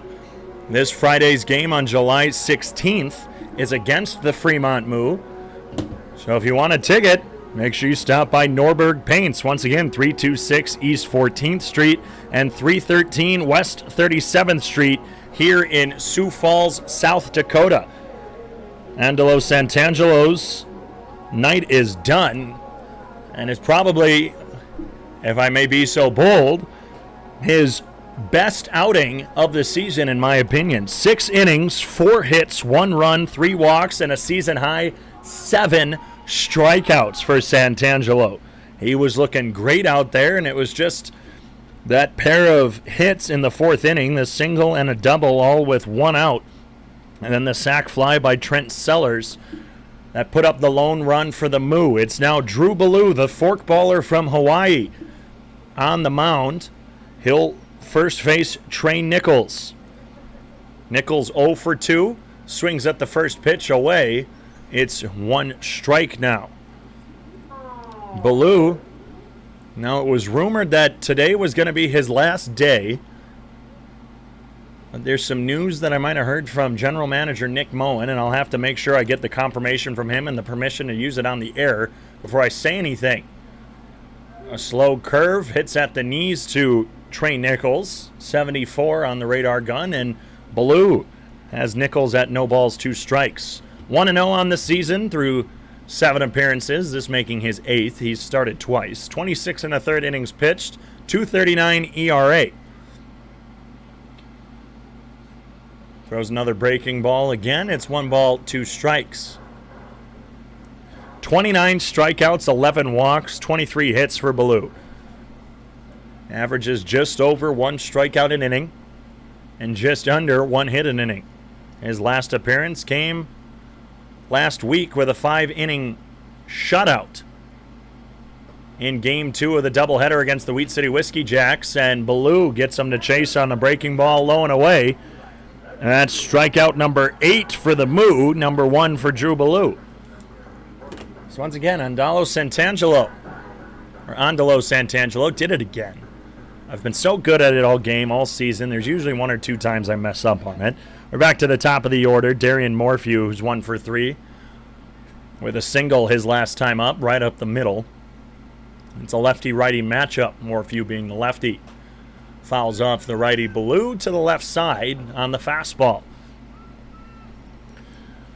But Ballou started Game 2 of that doubleheader last week. So the 2 starters from the Wheat City doubleheader have pitched in today's game for Sioux Falls. Ballou went 5 innings of 2-hit shutout baseball. Struck out 5 on his way there. Ground ball to Garcia at short. Comes up, firing for out number 2. Ballou, quick with his work, quick with the outs. We're now back to the beer batter, Austin Baskin, who struck out in the 5th inning for another $1 off for the rest of the inning back then. That's when we had Kenley on from the Sioux Falls Sparks. Juan Soto getting some help from his teammates on a timeout. Max Scherzer out there, Kyle Schwarber, even Fernando Tatis Jr. of the San Diego Padres out there helping the young Nationals player.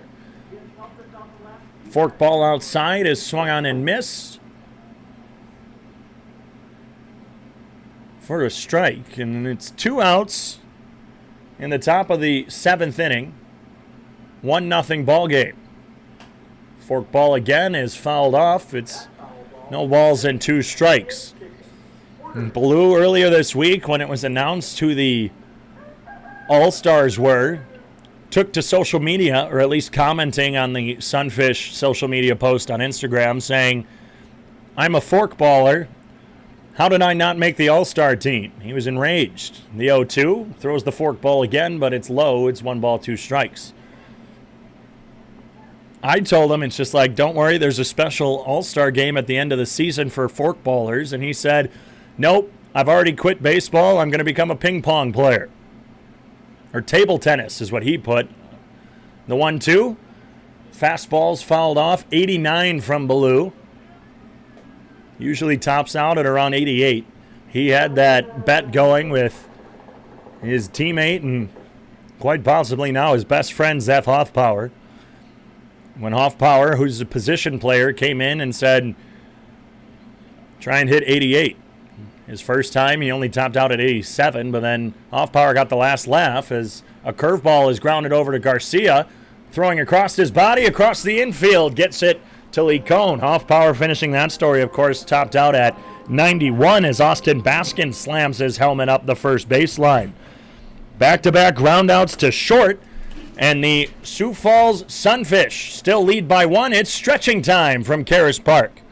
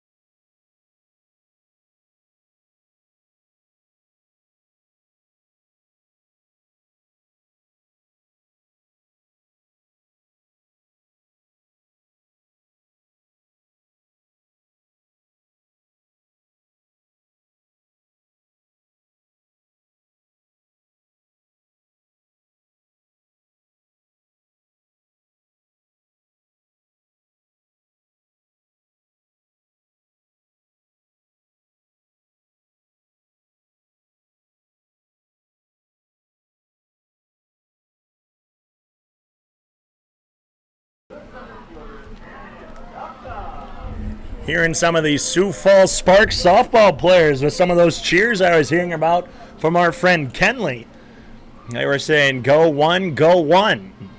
And having some people repeat each other, and back out there still is Nolan Meredith in his 7th inning of work. Gets a changeup by Kenneth Dutka swinging. He's down 0-1. Dutka doesn't chase another one outside. It's 1-1. That gets away from Trey Nichols to the left side.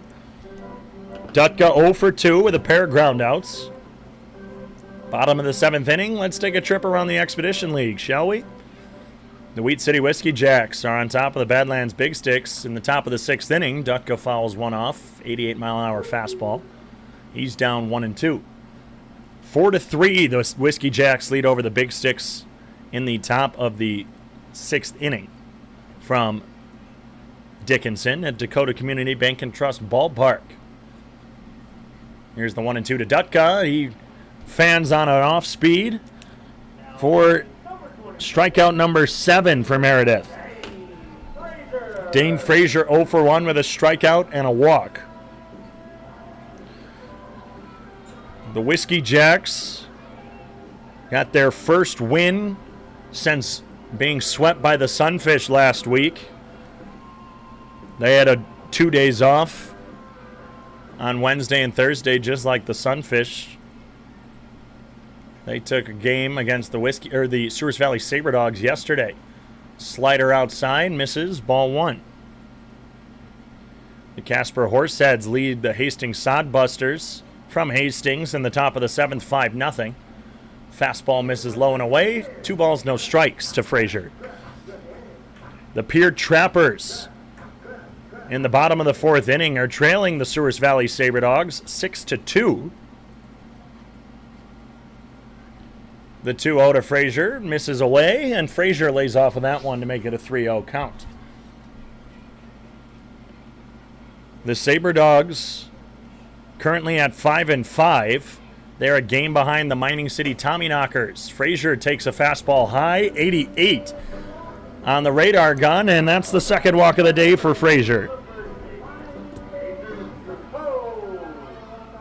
Frazier's on-base percentage coming into today's game was .444. And Moo manager Shea Bennett will come out and talk to his pitcher. Nolan Meredith has been doing fantastic today, and just 1 walk. We'll see what actually his pitch count's up to.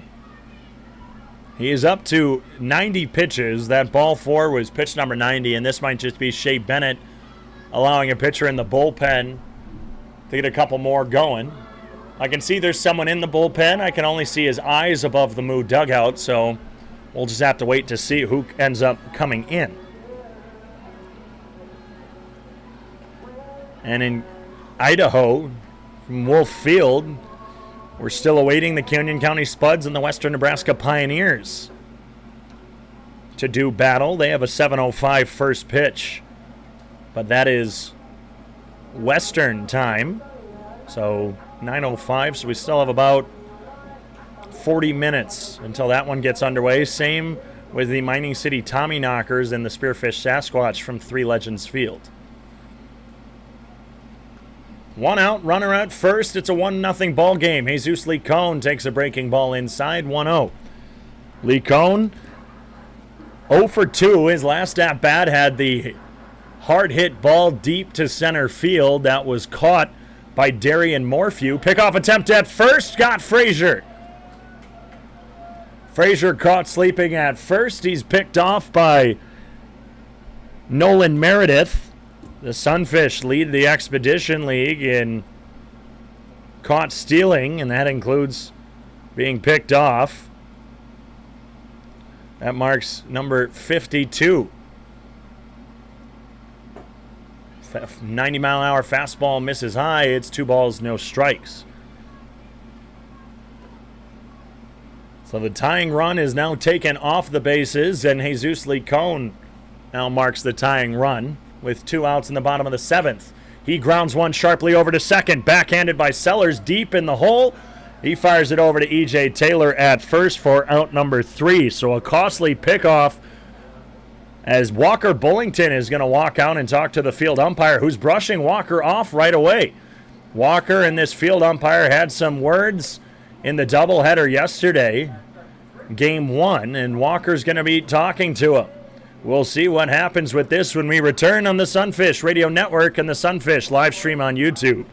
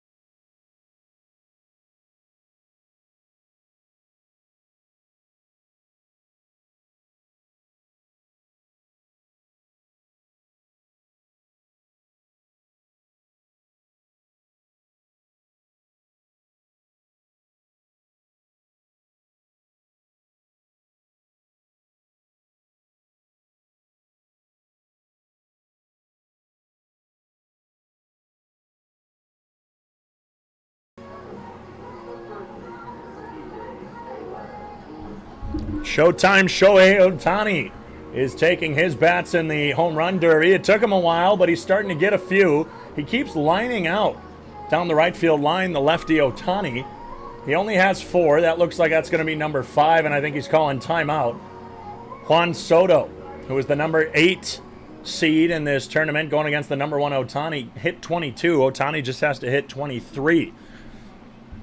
Again, Ohtani starting at pitcher and leading off for the American League tomorrow.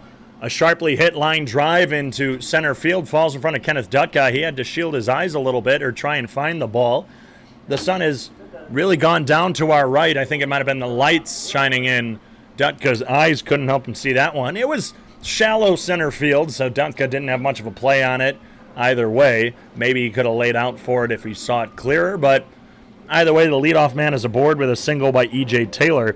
That's his first hit of the day. He's now 1 for 2. He led off the game with a walk and a hit by pitch before striking out his last time up. A fastball from Drew Ballou to Brock Reller. Misses high. It's 1 ball, no strikes. The Moo lead by 1. They scored all the way back in the 4th inning. The Sunfish have remained scoreless off of 5 hits today. Both teams at 5. Taylor jumping around at first. The pitch to Reller is a fork ball inside. Her strike 1. Ohtani now back from his timeout. Still struggling a little bit. He's at 8. He keeps lining out to right field. He's got 14 left to hit. There's a long fly ball to right field. That's going to be gone for Ohtani. Taylor at first. A 1-1 count to Reller. Grounds one sharply up the middle past the diving glove of Benito Garcia. Slowly rolling into center field. Dutka throws it in. Back-to-back base hits for the Moo. Shades of the 4th inning when they scored. Except that inning, it was a base hit by Jack Simonson and a double by Ryan Koski that put 2 in scoring position. And it was the long fly ball by Trent Sellers that scored 1.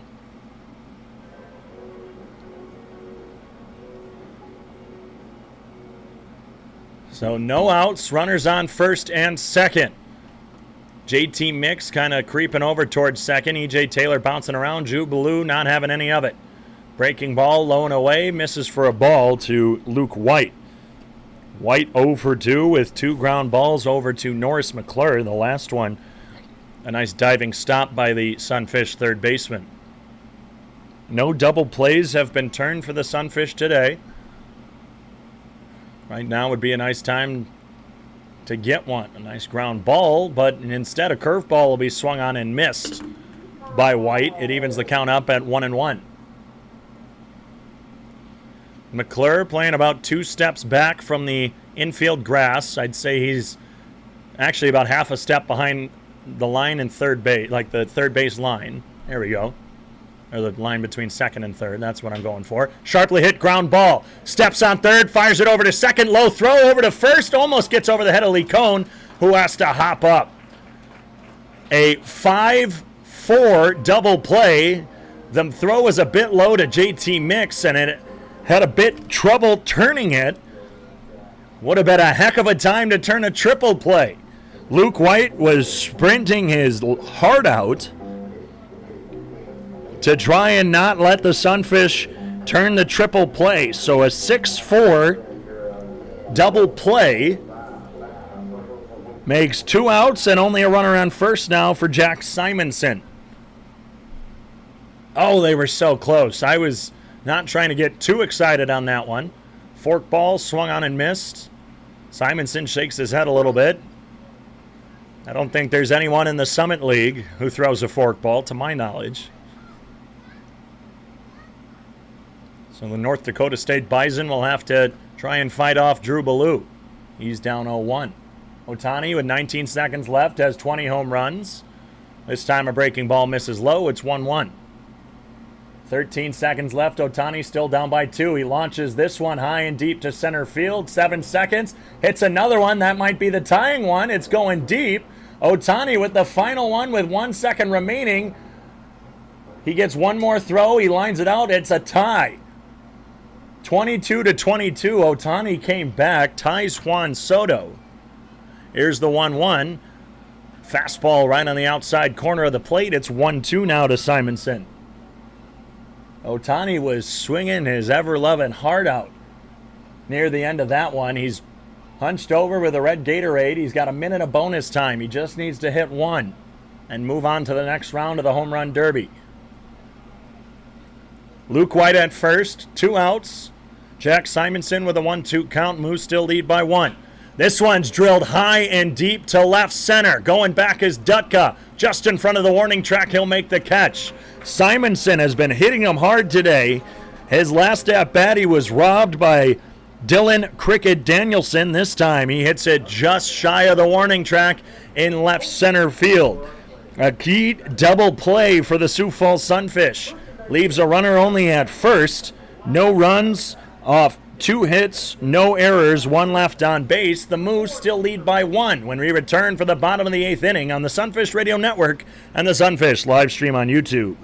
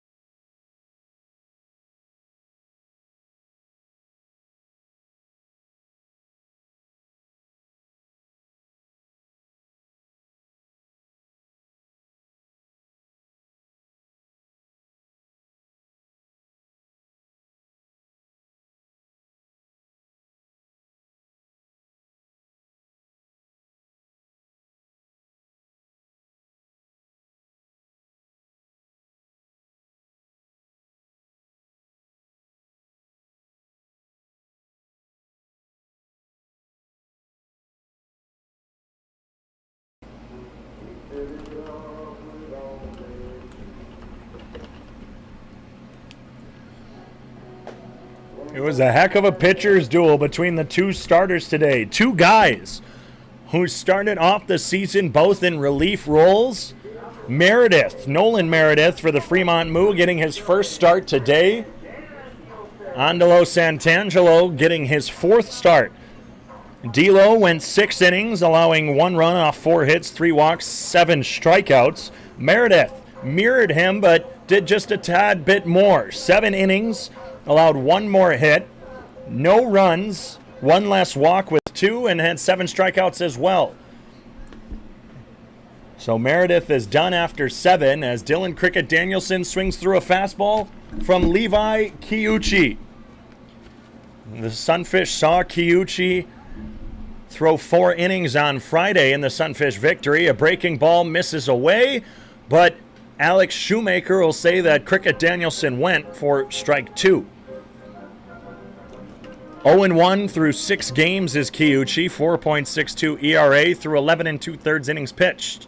The 0-2, slow chopper, charged up by Nichols. He'll fire over to first, and he'll beat Cricket Danielson by just a step. That's the first time Cricket Danielson has not safely reached today. He's now 2 for 3. With 1 out, we're back to the top of the order. It's JT Mix. Mix is 0 for 3.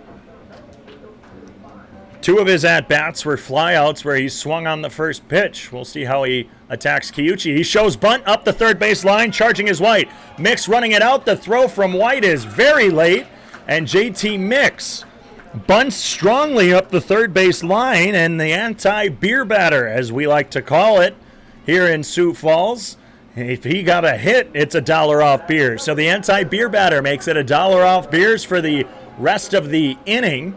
This is the last inning here at Karras Park that you can purchase beer. And so, well, that's not stopping you at home. Again, get up off your couch or chair, wherever you're watching, go to the fridge, grab a beer. It's on me.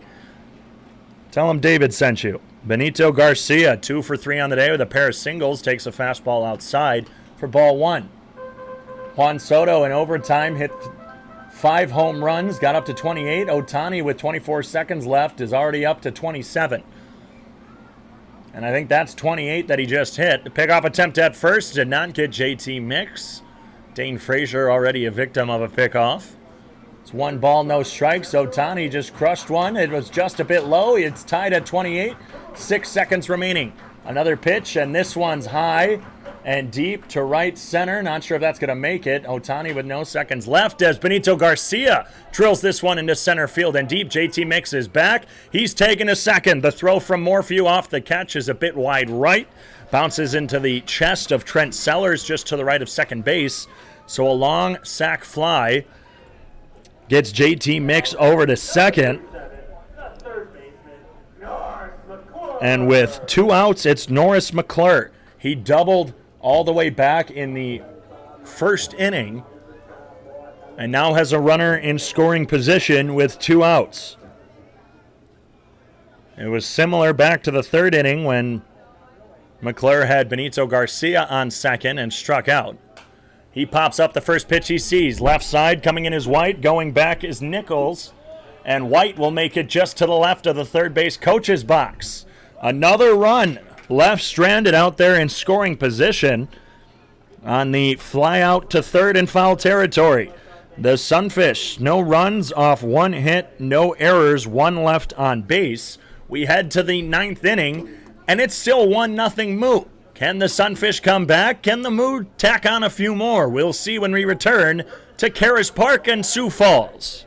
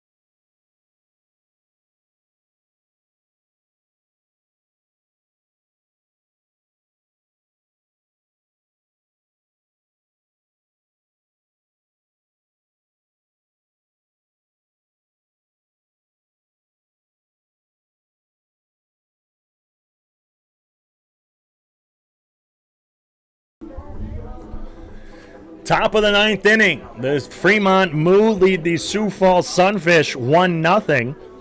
It'll be the 7, 8, 9 hitters, Ryan Koski, Trent Sellers, and Trey Nichols to bat here in the top of the ninth inning. Drew Ballou still on the mound, his third inning of work. He is not set up for the save or the win unless the Sunfish can somehow walk this one off in the bottom of the ninth.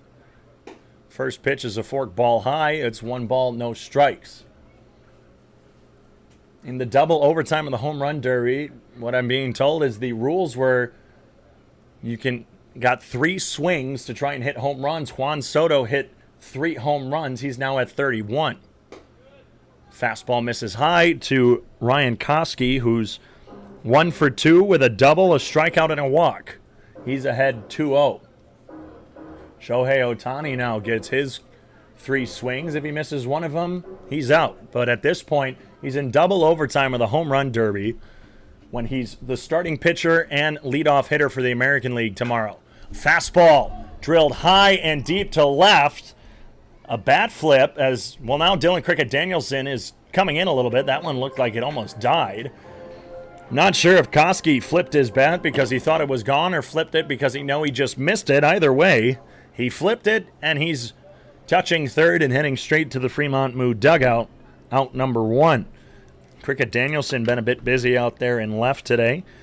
Had a pair of flyouts to him in the 6th, one of them a home run robbery, and now one here in the 9th. Trent Sellers, single and a sac fly with another flyout.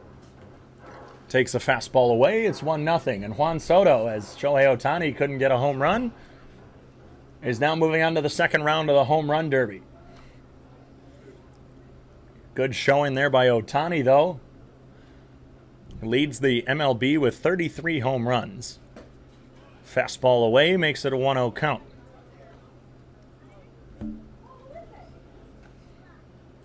Correction, 2 balls, no strikes. But Ohtani becoming the first 2-way All-Star. And what a way to make your All-Star debut, pitching and hitting. Fastball fouled off by Sellers. It's 2 balls and 1 strike. That foul ball is presented by Keg Chicken.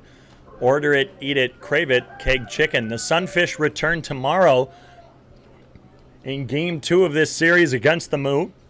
It'll mark 5 straight games between the two teams after they hadn't seen each other since the first series of the season and then the rain out. So the rain make up 2 weeks ago, and now they're seeing quite a bit of each other. Sellers swings and misses on one. Shoemaker put his hands up like a foul was called, but I didn't hear any bit of contact. I think he might just be giving Will Olson time as that one hit Olson directly. Whether it was off of a foul or just straight on the pitch, I think Shoemaker's just giving Olson some time. It's 2 balls, 2 strikes now to Sellers. One of the largest crowds in Karras Park, or Sunfish, let's say, Sunfish history this summer. 130 in attendance here for this game between the Sunfish and Moo, and we hope to keep that number climbing. Come on out to Karras Park. So forkball's popped up behind home. That's coming towards the fans. Goes over the press box as Sellers stays ahead, or stays alive, excuse me. He's behind 1 ball, 2 strikes.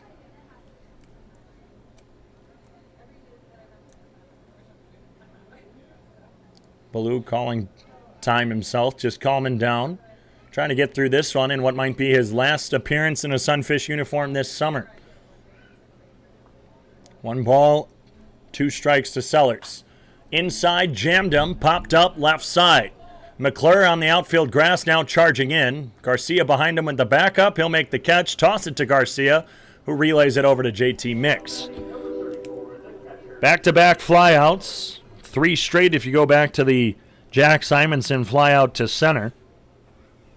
It'll be Trey Nichols, who's 0 for 3 with a pair of strikeouts today. Ballou only has 1 strikeout, and it came to Nichols back in the 7th. Blue went 3 up, 3 down that inning. Forced a double play in the 8th and has now gone 2 up, 2 down. First pitch to Nichols is foul tipped into the glove off of the 87-mile-an-hour fastball. Blue's been looking good out there. The sun is pretty much down now as the entire field here at Rockin' Field at Karras Park is engulfed in shadows. The lights are on, and it's really not until the sun really goes down that the lights do their work. Forkball misses low and away. It's 1 ball, 1 strike.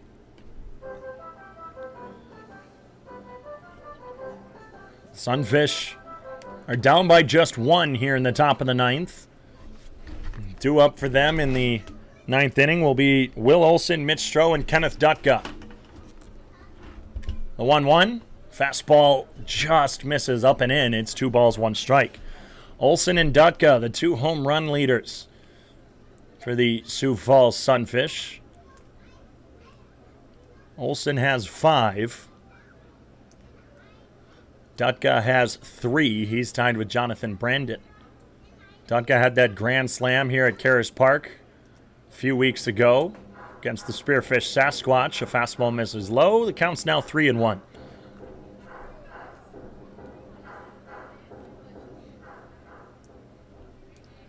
Mitch Stone still due for a hit in his first game back in quite a while. 3 balls, 1 strike to Trey Nichols. Baloo delivers a fastball that hits on the outside corner, 86. You could hear the pop in the glove. Nichols thought that was ball 4, was about to head down to first.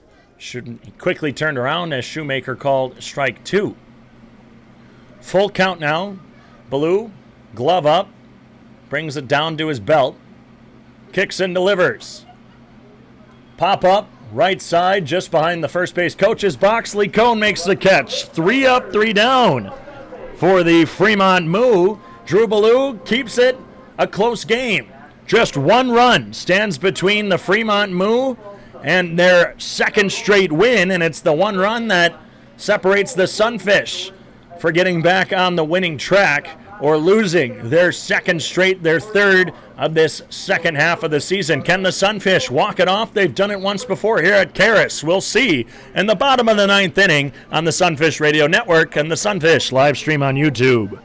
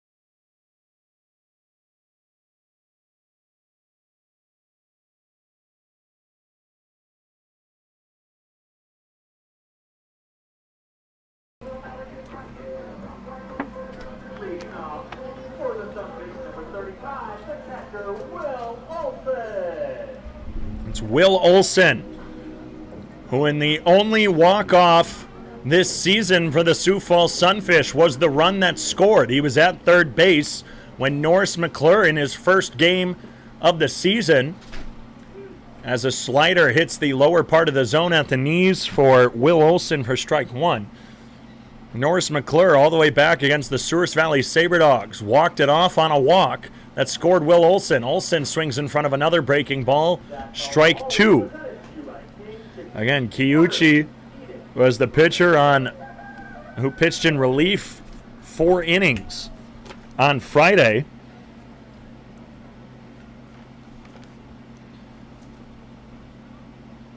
And Olson did not get a hit against him as he strikes out on a fastball here. Olson only had a double that day, but it was against the starting pitcher, and now Olson goes down swinging this time. Mitch Stone, 0 for 3 with a ground out, a fly out, and a strikeout. Well, he's due for a hit at this point.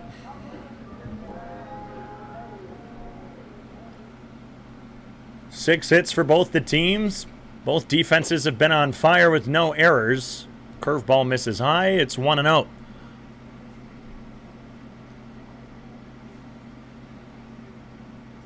Kiyuchi winds, kicks, and delivers.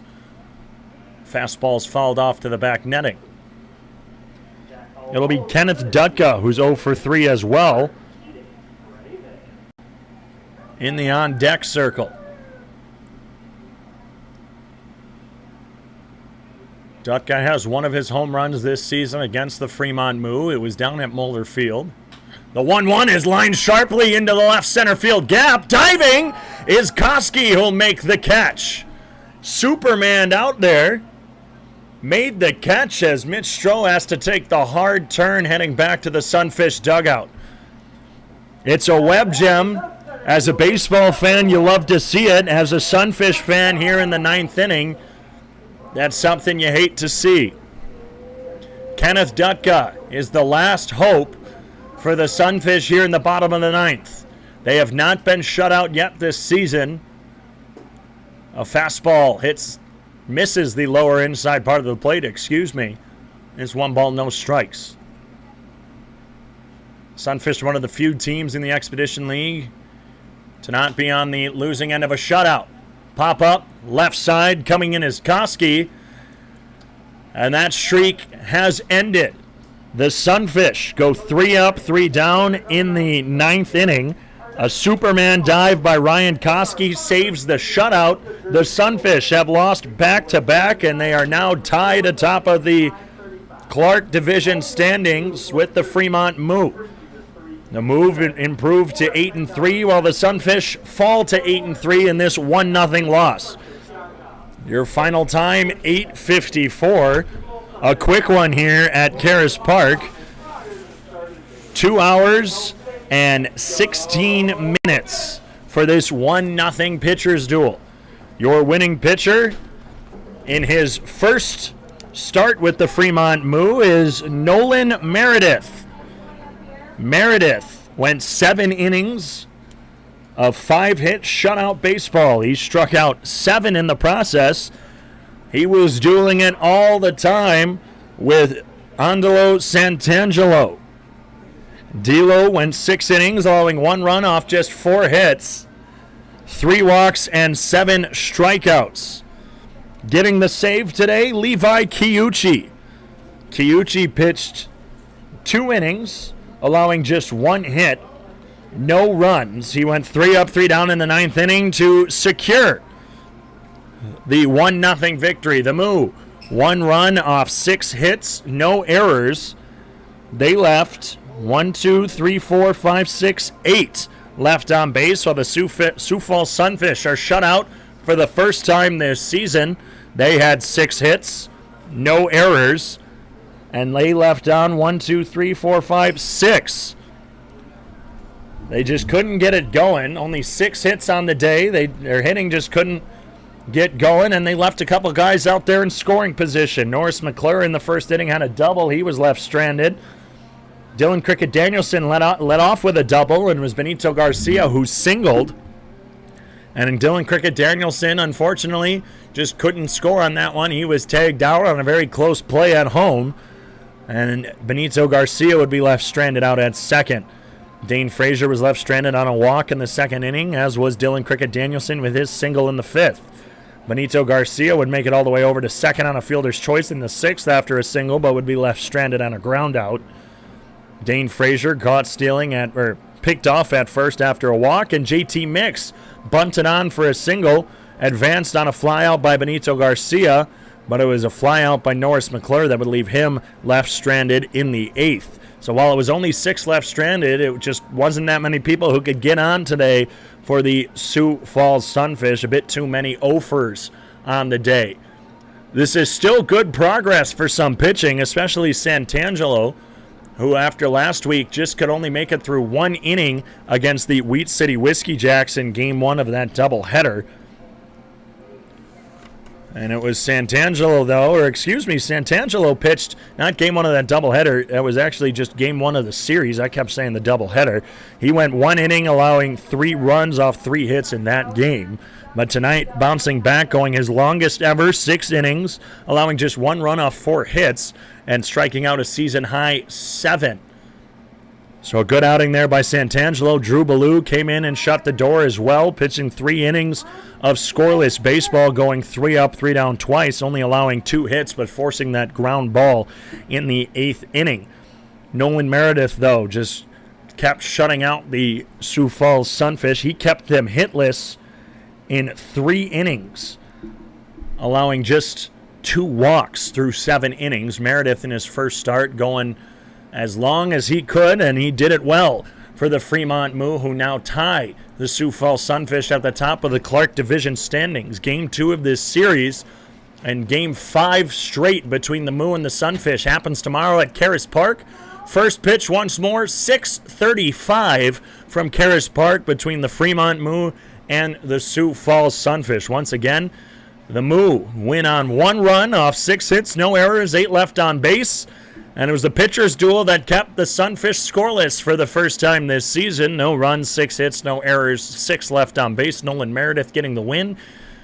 Andalo Santangelo getting the loss, with Levi Kiuchi of the Fremont Moo getting the save. The 2 teams tied at 8-3 on top of the Clark Division in this second half of the season. The Fremont Moo improve overall to 28-14, winning their second straight, while the Sunfish, after winning 5 straight, have now lost back-to-back, falling to 22-20 in their inaugural 2021 season. We'll see you tomorrow here on the Sioux Falls Sunfish Radio Network and the Sunfish live stream on YouTube. 6:35 first pitch between the Moo and the Sunfish. For everyone with the Sioux Falls Sunfish organization, I'm David Coyer. Have a good night, everybody, and go fish!